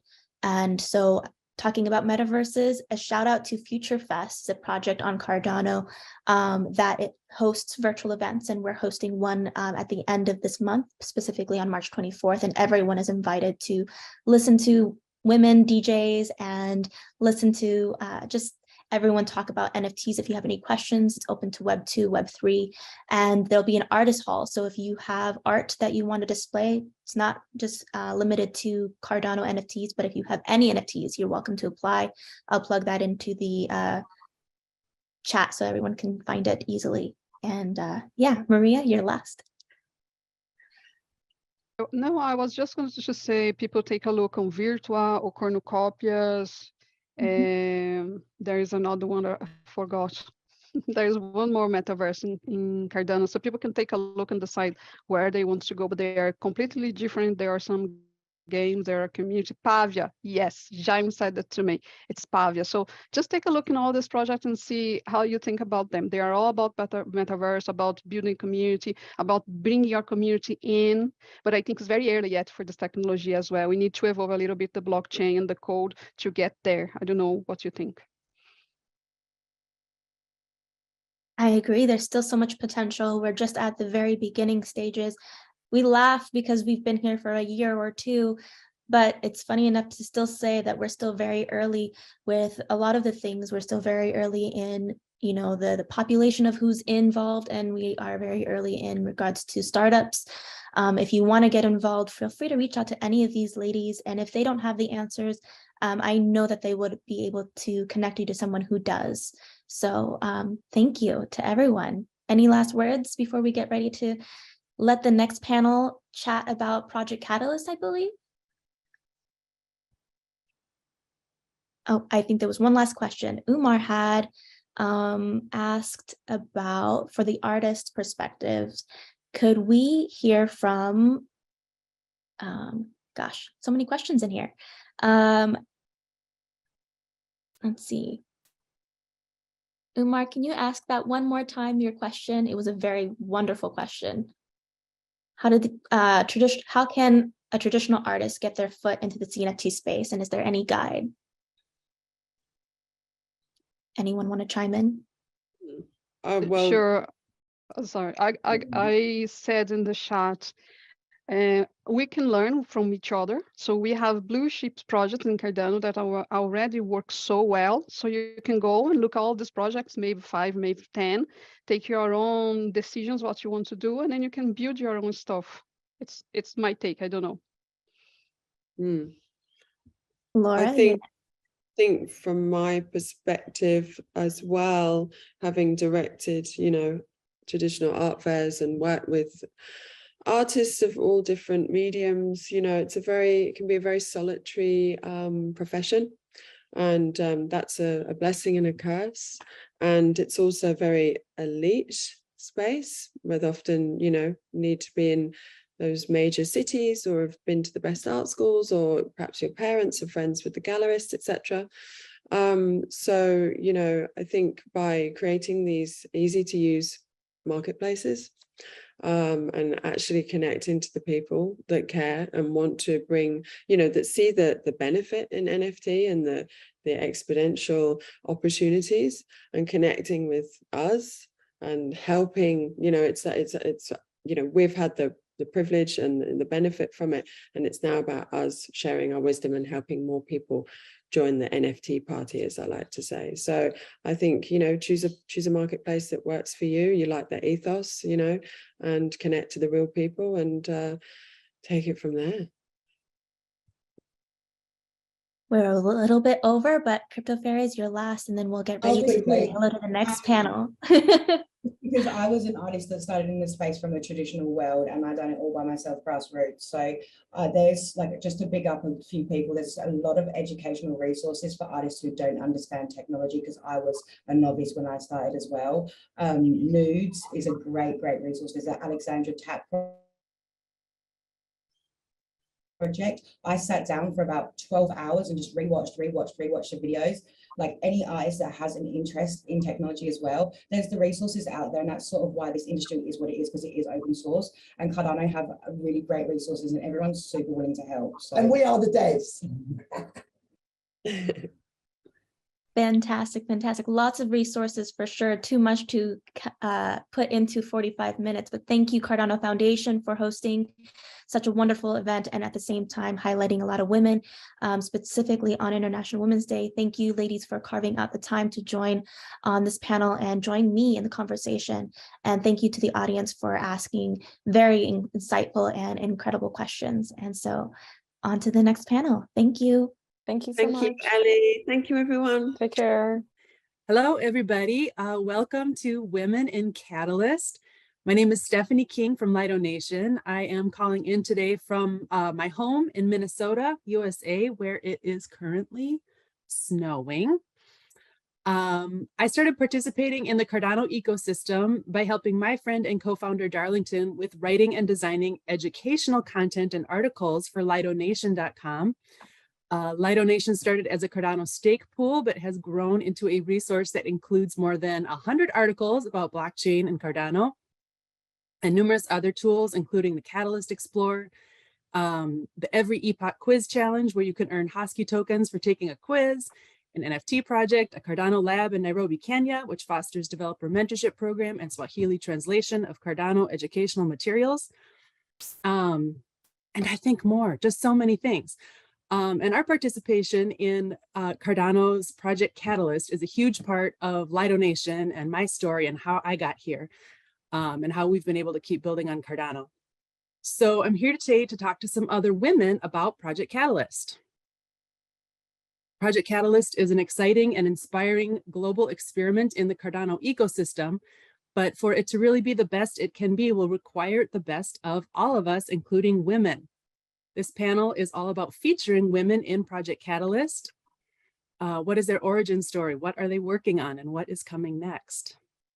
So with me today is Mercy Fordwu from WADA, coordination lead at WADA, Ada Raimova, who is a wellness advocate and founder at Ada Well and Wellbeing DAO. Angela Gatende, who is a smart contract developer, and you can see some of her work at yumi.ai. And Melanie Duhan, who is a co-founder and CEO at Melody Designs and Living Greens Urban Farm. Which sounds so cute and exciting. I'm thinking spring, Melanie. And is that everyone? I'm looking at my screen and I'm a little confused. I think that's who I have with me today. So thank you for being with me, ladies. I am so happy to see you today. So I would like to jump into it and start by asking, what is your Project Catalyst origin story? How did you find it? How did you decide to participate? And how did that feel to get started, to find Project Catalyst, to get started? What is your story? Melanie, would you like to start?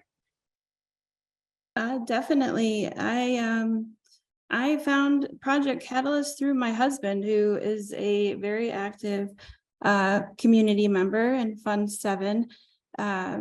He proposed our Urban Farmer DApp for Living Greens Urban Farm. And at that point, I wasn't really interested in it. It seemed like a pet project for him. And he was just really getting, he was having fun getting to know people and get connected. So my origin story kind of started around Fund 9 when I was in college, and I had a capstone project due, and my assignment was to develop a software as a service. And at that time, I had been doing proposal assessments and saw some things that really needed attention, and developed or conceptualized a service around fixing those issues.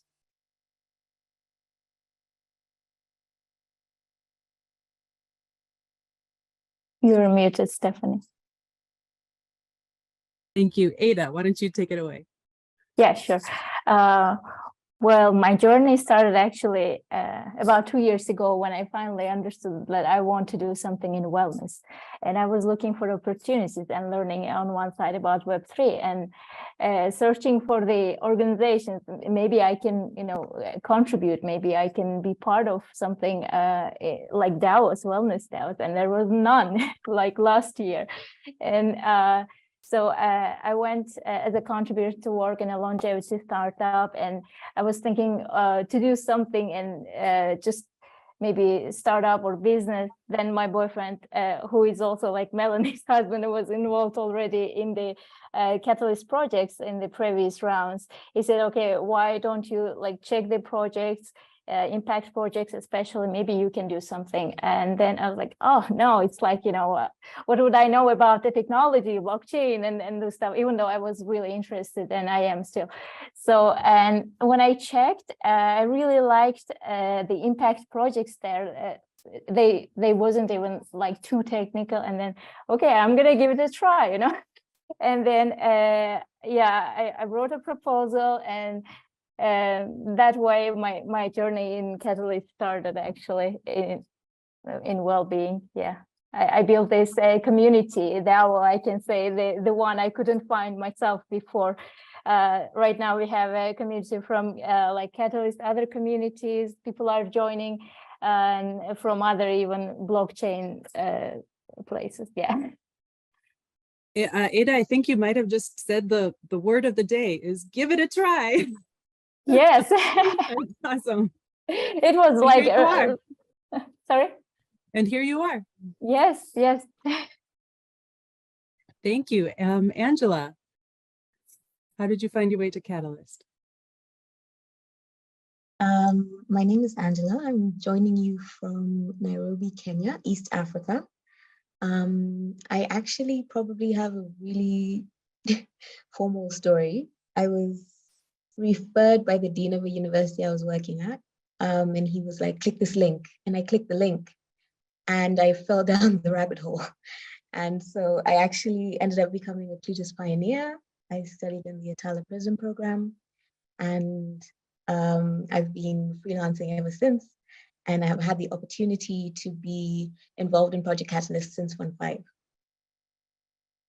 That's amazing. So was that first link just something related to the Plutus Pioneer program, or was it Catalyst specifically? Pioneer program, yeah.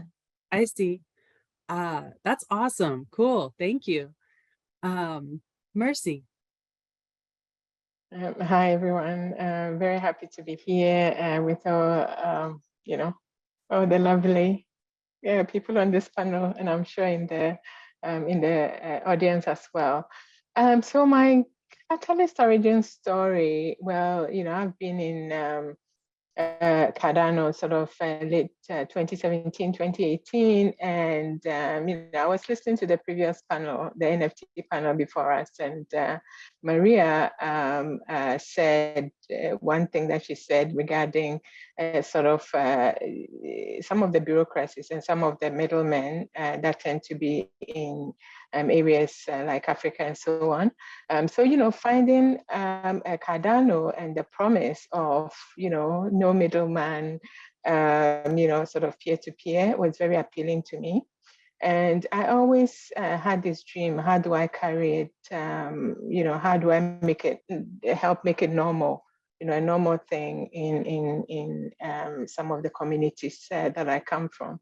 So, I was there, sort of seeing how the Cardano roadmap was rolling out, with Shelley, Byron Shelley, and so on. And I was waiting for Voltaire, so to speak. And then I saw, I think it was a tweet about, 2018, no, 2020. There was a tweet about, hey, we want to do an experiment sort of for Voltaire implementation and rollout. And I was like, this is it. So, I signed up and became part of the first cohort, actually. And it was, it's been fantastic ever since. I was able to actually, get a few people together for us to put together what the dream is in terms of what we wanted to achieve. And, we put it in as a proposal in Fund 1, and the rest is history. At that time, it was WADA, West Africa Decentralized Alliance. And yeah, here we are. What was that first proposal? It was just about WADA, West Africa Decentralized Alliance. So it was all that we wanted to do was to start by training as many people as possible, in especially Sub-Saharan Africa. So developers and entrepreneurs, how do we onboard them, make it easy for them to actually also, experience the whole blockchain promise, so to speak. So yeah. Okay, my next question is about how many rounds of Project Catalyst you have been a part of, how many funded projects, if you know that number, and what you've learned over the time that you've been participating in Catalyst. And I'm hoping that in this panel, and I think within this panel, we'll have a variety of experience. So if your answer is Fund 9 was your first experience, that's awesome. But let's, Mercy, everybody hold up your number. What was the first fund that you participated in? Mercy, you said 1, right? Okay, so I see a 7, I see a 5, 1. Okay, oh, Ada and Mercy. Oh no, not, okay, perfect.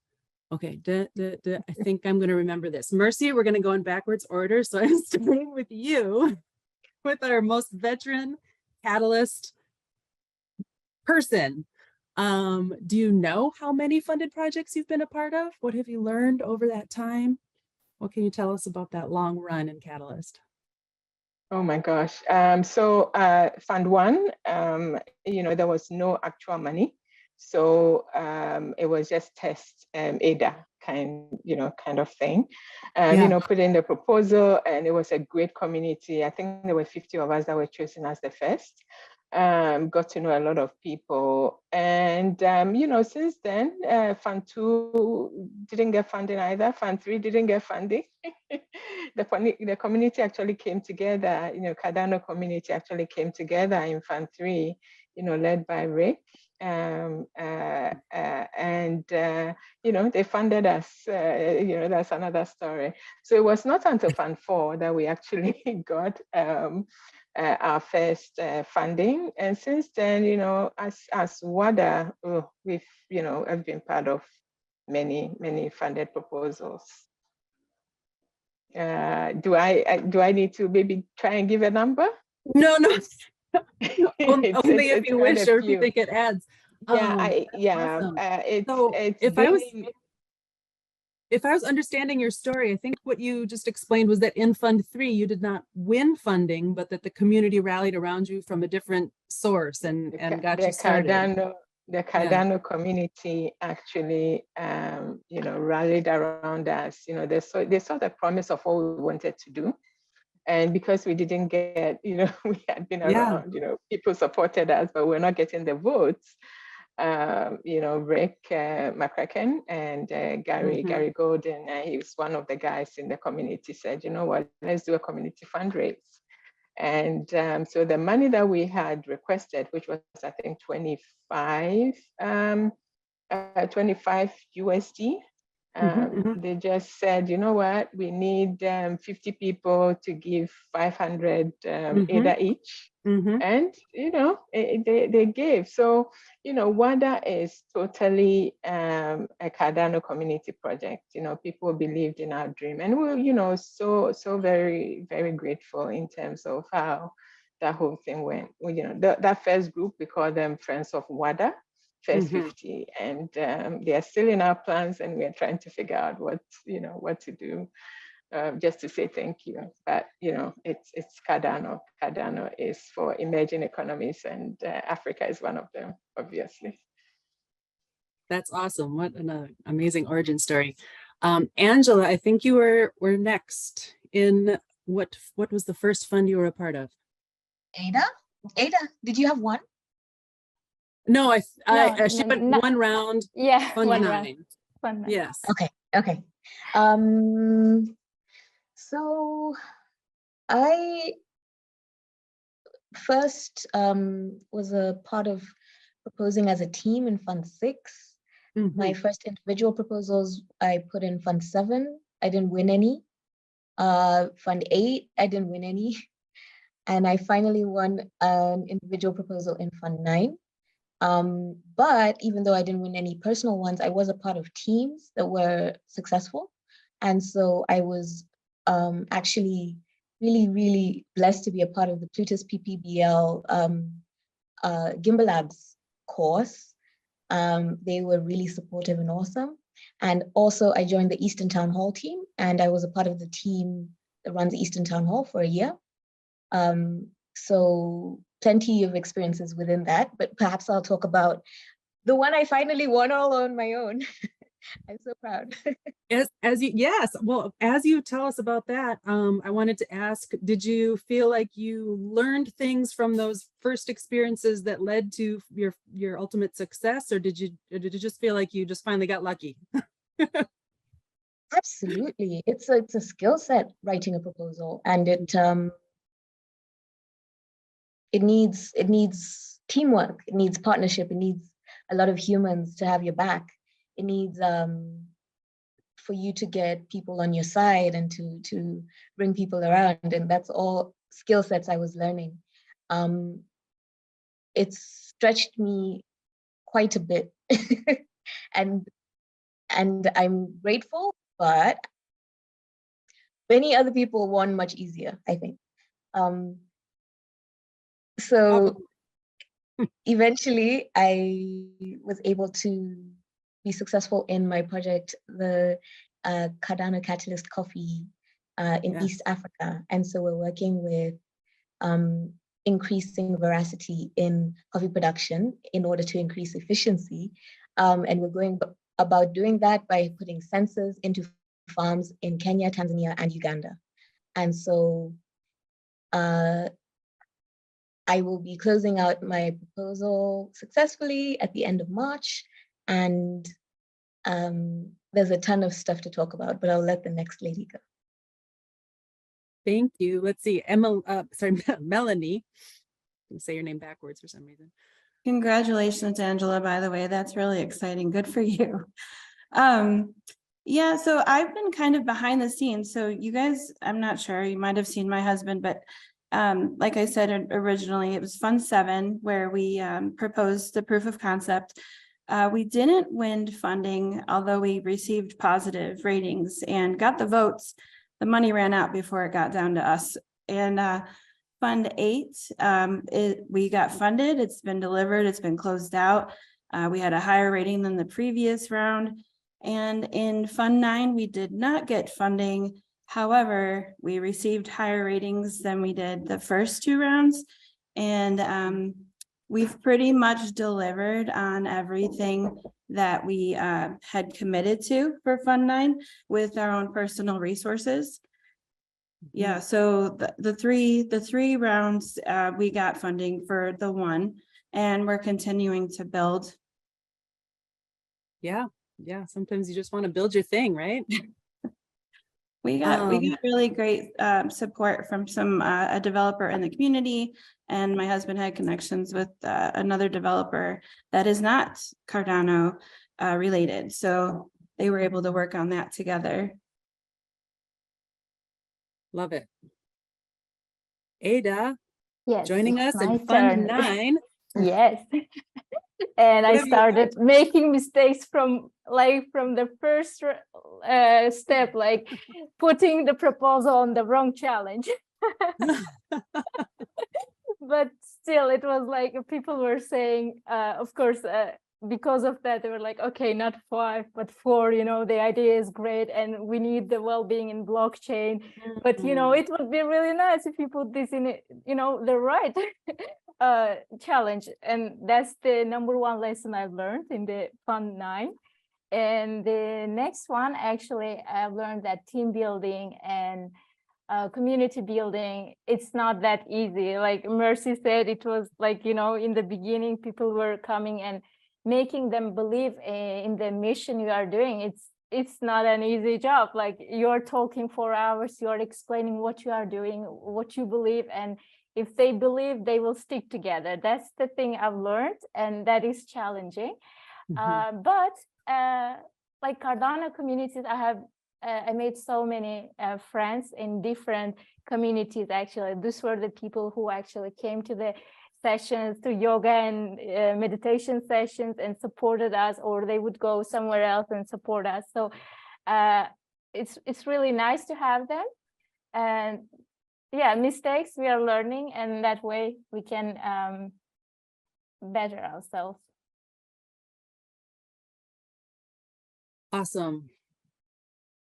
So we've had some little peeks at some pieces of your projects and what you've been working on. But as you think about all of the Catalyst projects or roles that you've been involved in Project Catalyst, tell us about one that you are the most proud of, or if there's one that when you're going to tell, a new person about what you're doing in Project Catalyst, what story do you tell about what you're doing in Project Catalyst? Yeah. Let's go to Angela. Hey, so the name of the project is Cardano Africa Smart Farming DApp, and it's all about creating a photo-taking dApp to improve farm production efficiency in coffee using AI, IoT, ML, and robotics. And so the problem that we saw is that there's a lack of efficiency in coffee farming in Kenya, but it was equally shown in Uganda and Tanzania. Everyone loves a cup of coffee, but no one knows exactly where the cup of coffee they're drinking came from, and there's an issue with traceability. In order for us to increase traceability, we need to know every step of that coffee and where it came from, where it was shipped, where it was stored, what's its story. So I wound it all the way back to the very beginning and started with the farms. What's going on the farms on a daily basis, and can we prove that the farm is A, there, it's where it says it is, and B, it has the coffee production that it says it's having. And so we're busy putting sensors on the farm to monitor the air temperature, the CO2, the humidity, and so on. And so we're getting some readings from those sensors every 1 hour. And so the output of that would be a DApp that has all of this information stored within it on the blockchain. And then we are able to connect the urban dwelling farm owners to real-time information on their farms so that they can make better farm management decisions. I've been working with an all-female team, and so I'm like, yay, Women's Day. And I'm so grateful they've had my back. Women really are the best and strangely reliable. And we're working towards a future where the women who pick the coffee are able to get paid properly. And you know, there's all sorts of things. They can educate their children and they can have a future. I just have to share this now. I ate a fresh coffee bean at the Nairobi Trade Fair off a tree that was on the grounds last September. I was there. I harvested the coffee and put it in my mouth. Know it. That's so cool. If there, I put a link to your proposal in the chat there. If there's any other link that that you would want to share with our audience, please put that in the chat. Mercy, what is your one role or accomplishment or project that you like to tell people about? For me and for WADA, I think it's planting roots in Africa. So that was a proposal, I believe it was in Fund 6. Just because through that proposal, we were able to actually, you know, one of the key challenges that we were realizing, well, you know, just had to do with electricity and internet.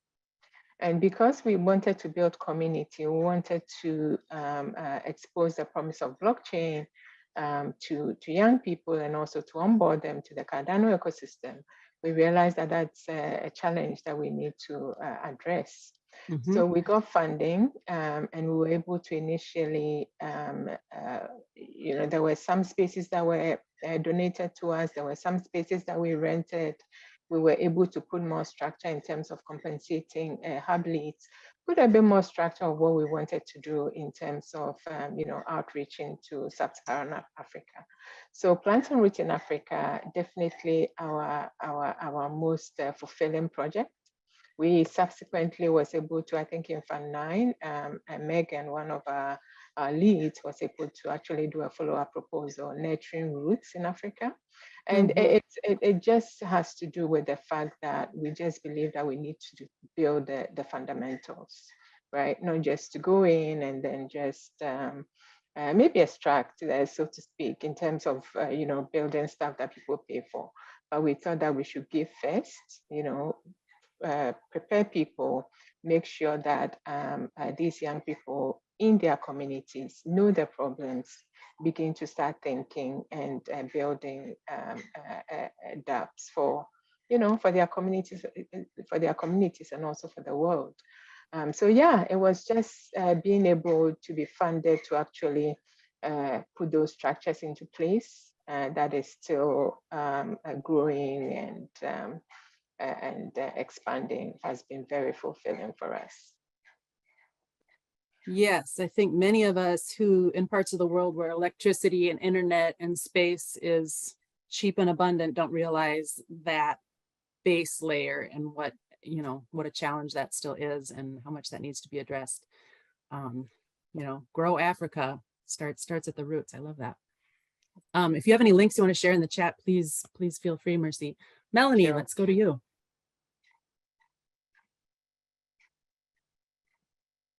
So I would have to say, of all the roles, projects, like I said, I started as a PA, which actually inspired me to put my name in for the Catalyst Circle version 4 election. I really did not think I would even rate anywhere. I thought I was going to be 30. I had no idea that I would have actually won a seat as a representative. So that I'm very proud of.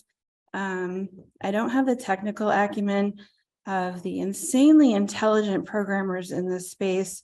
This community is insanely intelligent, and I'm so impressed by the level of intelligence of this community. It's just very humbling, and I like to think that I bring the people factor to the group.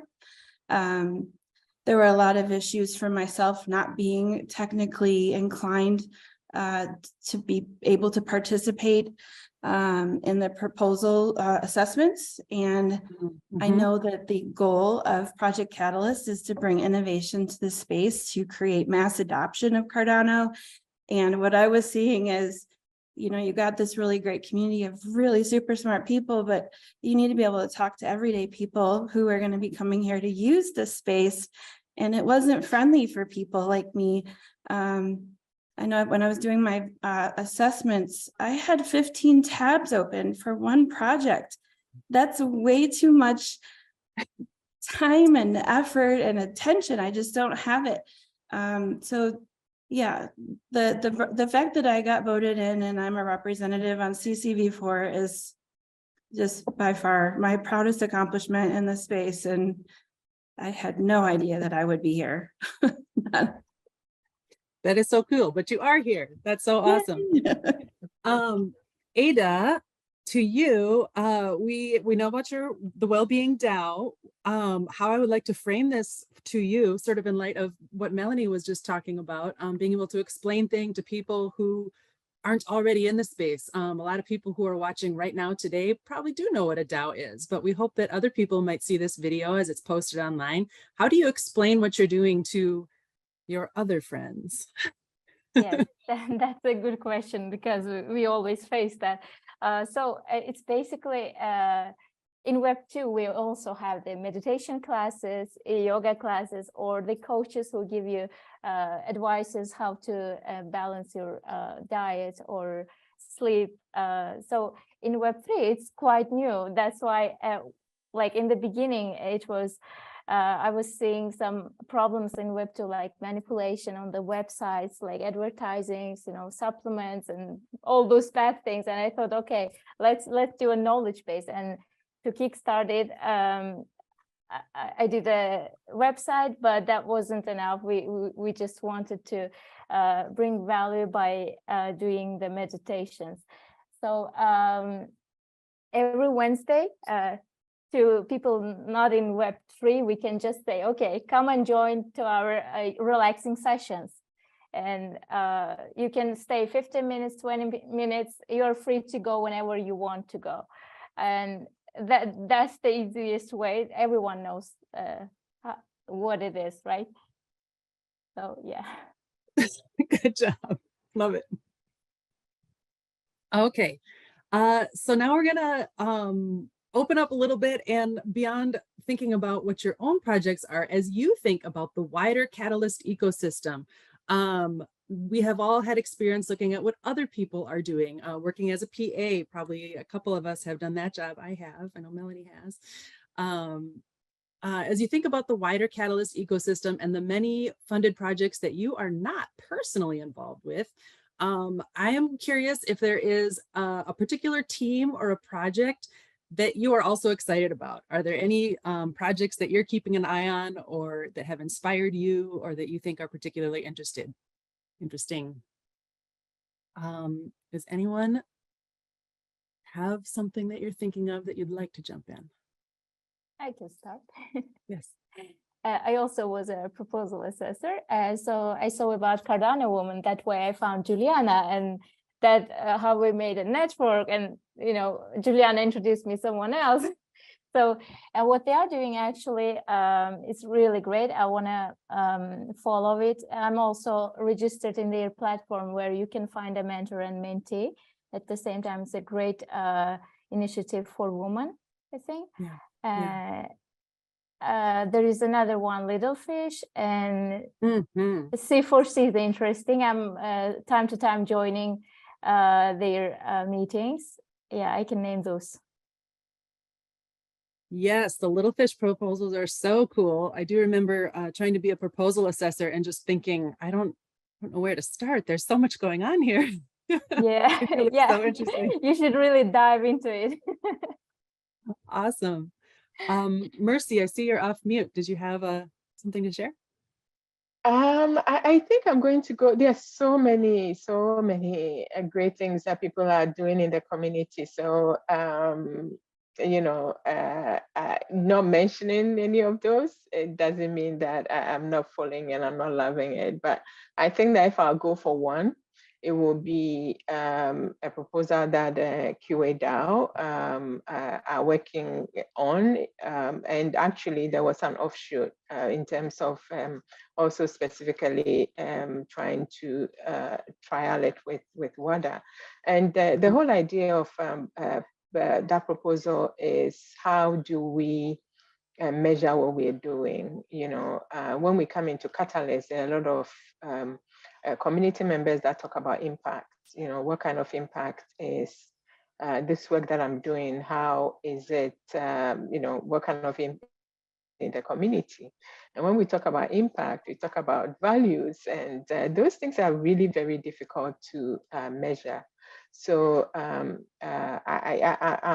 just my eyes are on that proposal in terms of actually auditing not just the tangible quantitative measures, but also how do we capture our learnings qualitatively? How do we share them? How do we focus on the things that we can use to prove that our work is actually, you know, like Ada's work, it's actually bringing well-being into those that we are working with. So yeah, I think I'm really very interested in that project.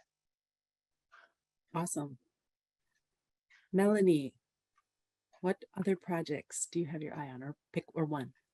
Am I even allowed to talk about that? I don't know. I don't want to seem biased or partial. I know.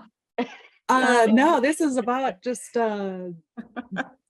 raising exposure to all the things we're excited about, things that we're doing, and what else are you excited about in the ecosystem? One project that comes to mind, I don't know if they were funded by Catalyst or not, but I have become a little bit of an NFT nerd, or I don't know that I'm not degen status yet, but I love the block owls. And I love cornucopias. I can't wait for them to be active games to play. I love it. I have a bubble jet. I'm so excited. I can't wait to drive it. I think cornucopias was at some point, I think they did get Catalyst funding. So I think that will qualify. Cornucopias did, right?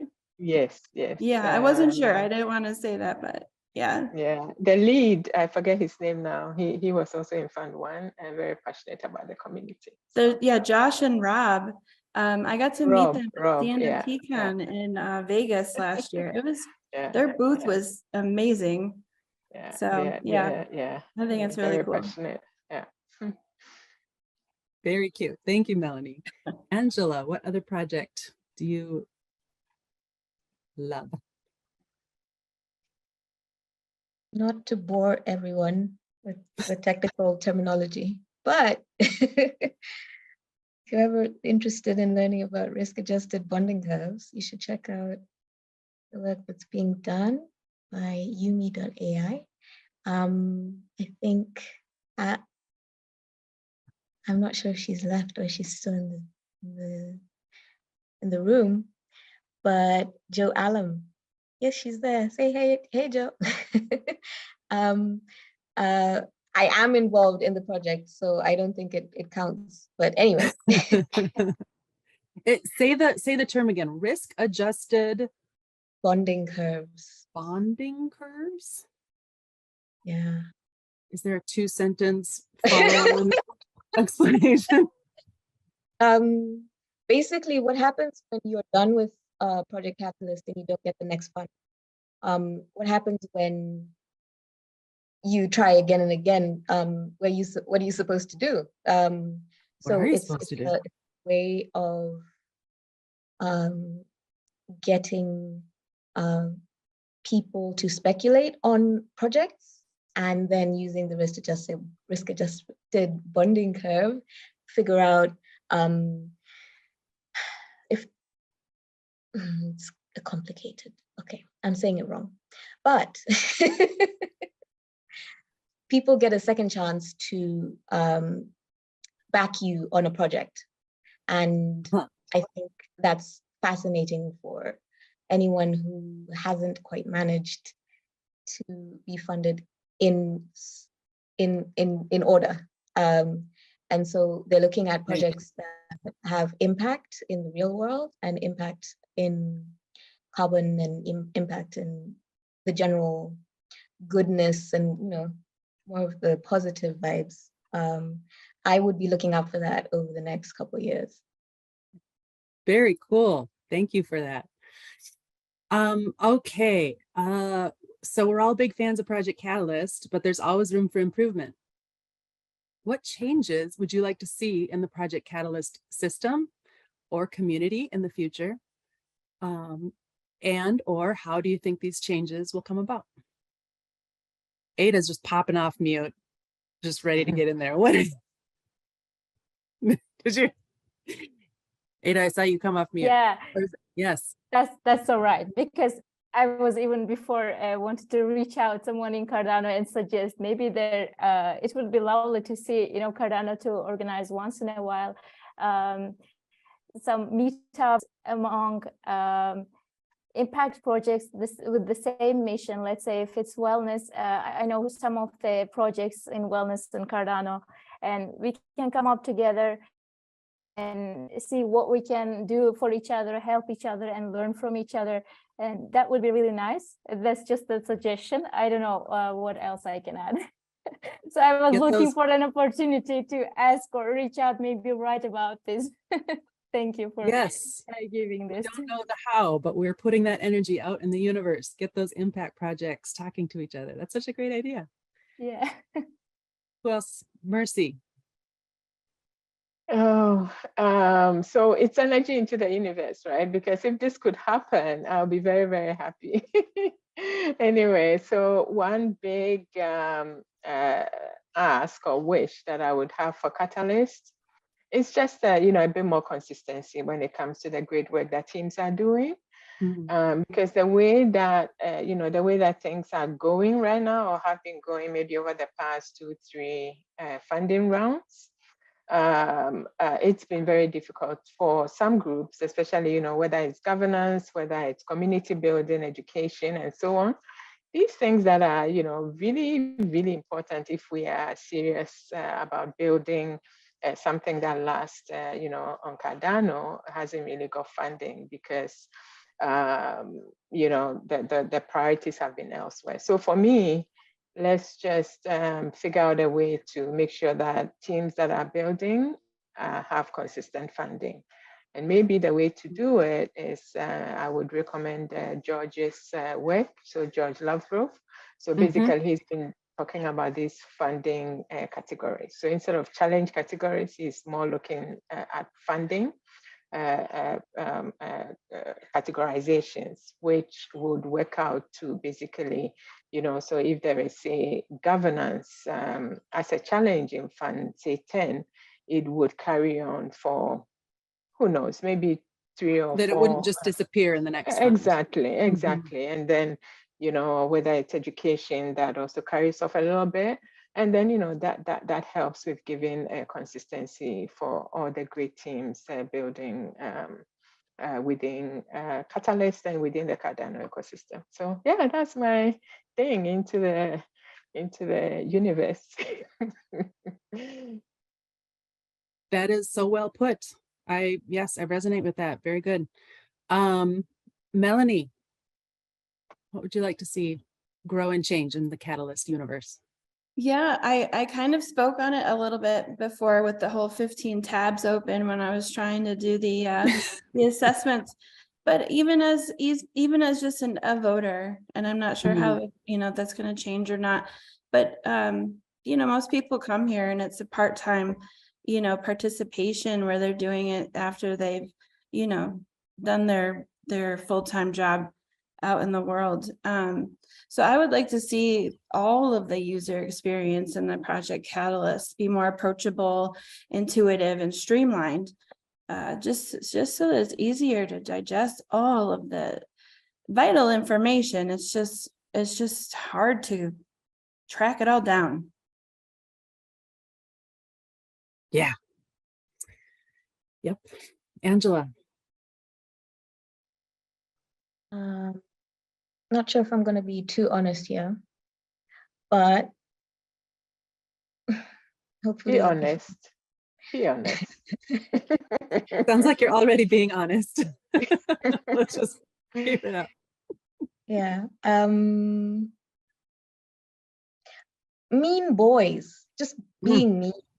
I've been hit in the face with more male elbows than you would believe in this particular space. And I'm not sure exactly what would solve that, or what makes people so cutthroat and unpleasant. But it's such a relief to be in a room full of women. And it shouldn't be that serious, I don't think, considering that we are trying to move forward to a better future.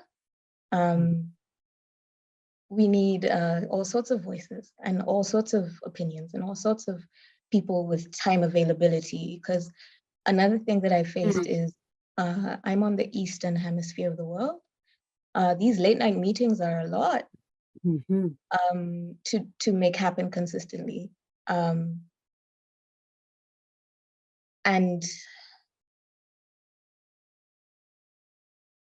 if I move over to the Eastern Hemisphere, in the Eastern Town Hall, IOHK doesn't support that. There's no timings that you can meet with them on that side of the world. And so two things: mean boys and Eastern Hemisphere support, I think. So good. We have landed on the nose at the Q&A portion of our panel as we roll into the home stretch of Women in Cardano today. We do have a question in the side panel. For someone who is new in the ecosystem, what are the obstacles one must overcome in order to have a proposal approved? What do you tell someone new in the ecosystem who wants to get in there and participate and get some funding? Can I add or answer, or at least add my Yes. my experience?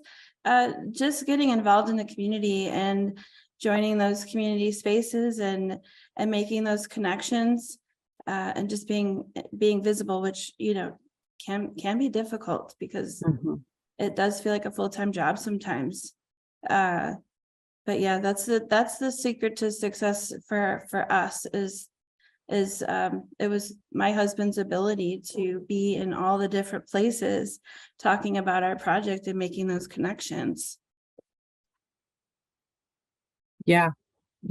Few of you have mentioned just the power of community and those human connections.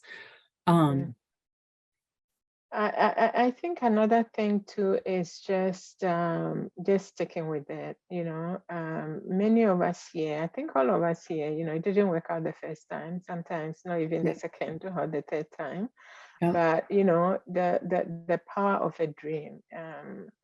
When a time has come for something, whoever's dream, there's really nothing that can stop it. So what I'll say is just it can be really crushing when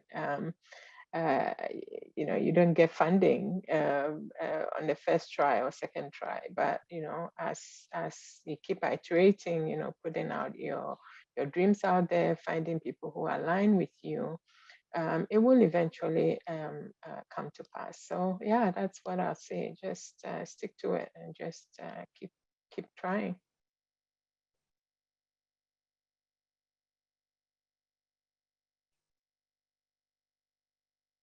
Angela, what words of encouragement would you have for someone who is trying to get the first proposal approved?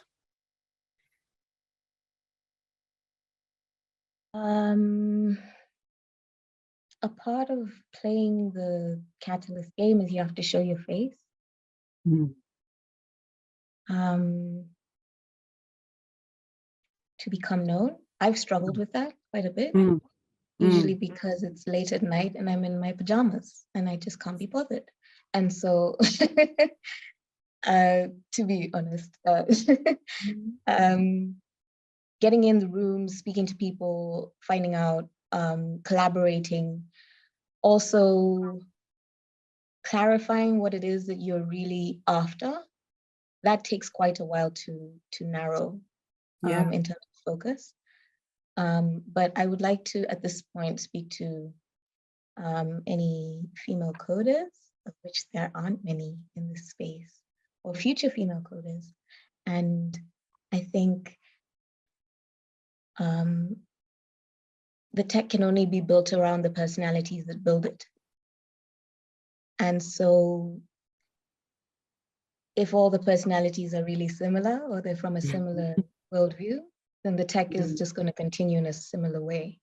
And so it'll definitely crack your head several times, but I would really strongly encourage women to get involved in learning more of tech and in figuring it out and researching and being curious. I think curiosity is key. And as Mercy said, consistency and just sticking with it.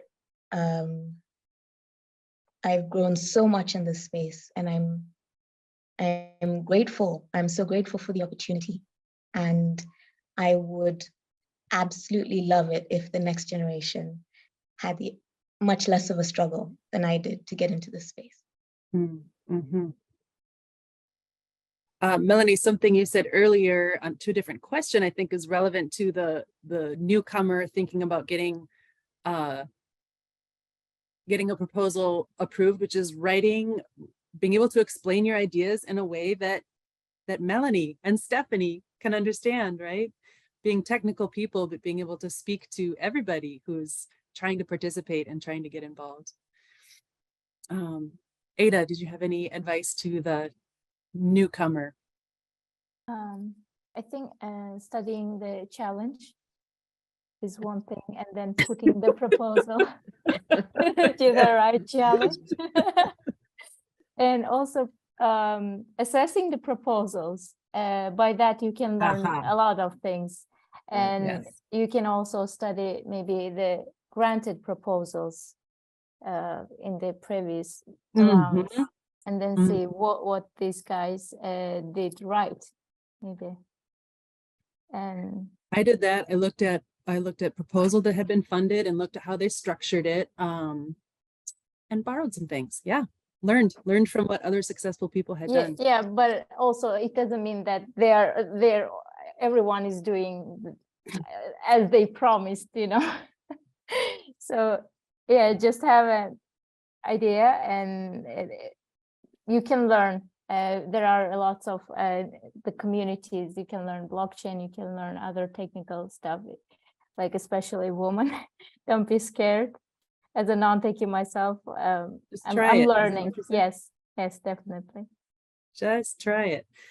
With that, I think we have someone's going to come up here and conclude our event today. So just let me say thank you for participating. I'm so happy to have met all of you in person. You are all names that I've seen in Twitter, in Project Catalyst proposals, and have admired your work. And so it has just really been fun to meet you, and I look forward to seeing you more in the future. Thank you for having me. Thank you. Thanks for having us. Thanks.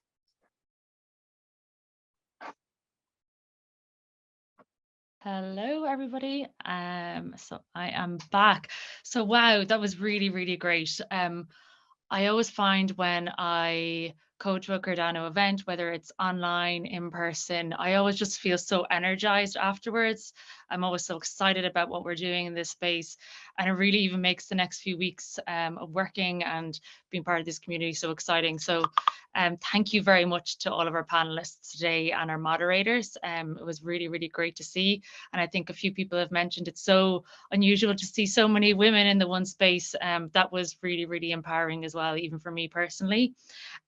Just I want to say a quick thank you as well to Omar, Alice and Pravin, who are working diligently in the background to make sure everything ran really smoothly and put a lot of work in to make sure this event happened. So last year I was in the foundation and we were saying we must do something like this. So it's great to see something like this actually happening now. And as you can see by the big smile on my face, I'm really delighted. The other thing I want to say is that, you know, a lot of things that came up is community is really, really important. And I think there was a quote by a famous American feminist writer called Audre Lorde. And she said, community, what did she said? Without community, there is no liberation. And I think we should all kind of keep that in mind here this evening. And everyone to kind of reach out to the people you saw this evening, connect with them on Twitter. If something sparked an interest in you, if you want to learn more, reach out. This is the beginning of a community of women working together on Cardano. So the next Let's Talk Cardano event will be scheduled soon. So keep an eye out for that, everyone. We don't have a date just yet, but no doubt that'll be coming soon. So thank you so much, everyone. And till the next time. Bye.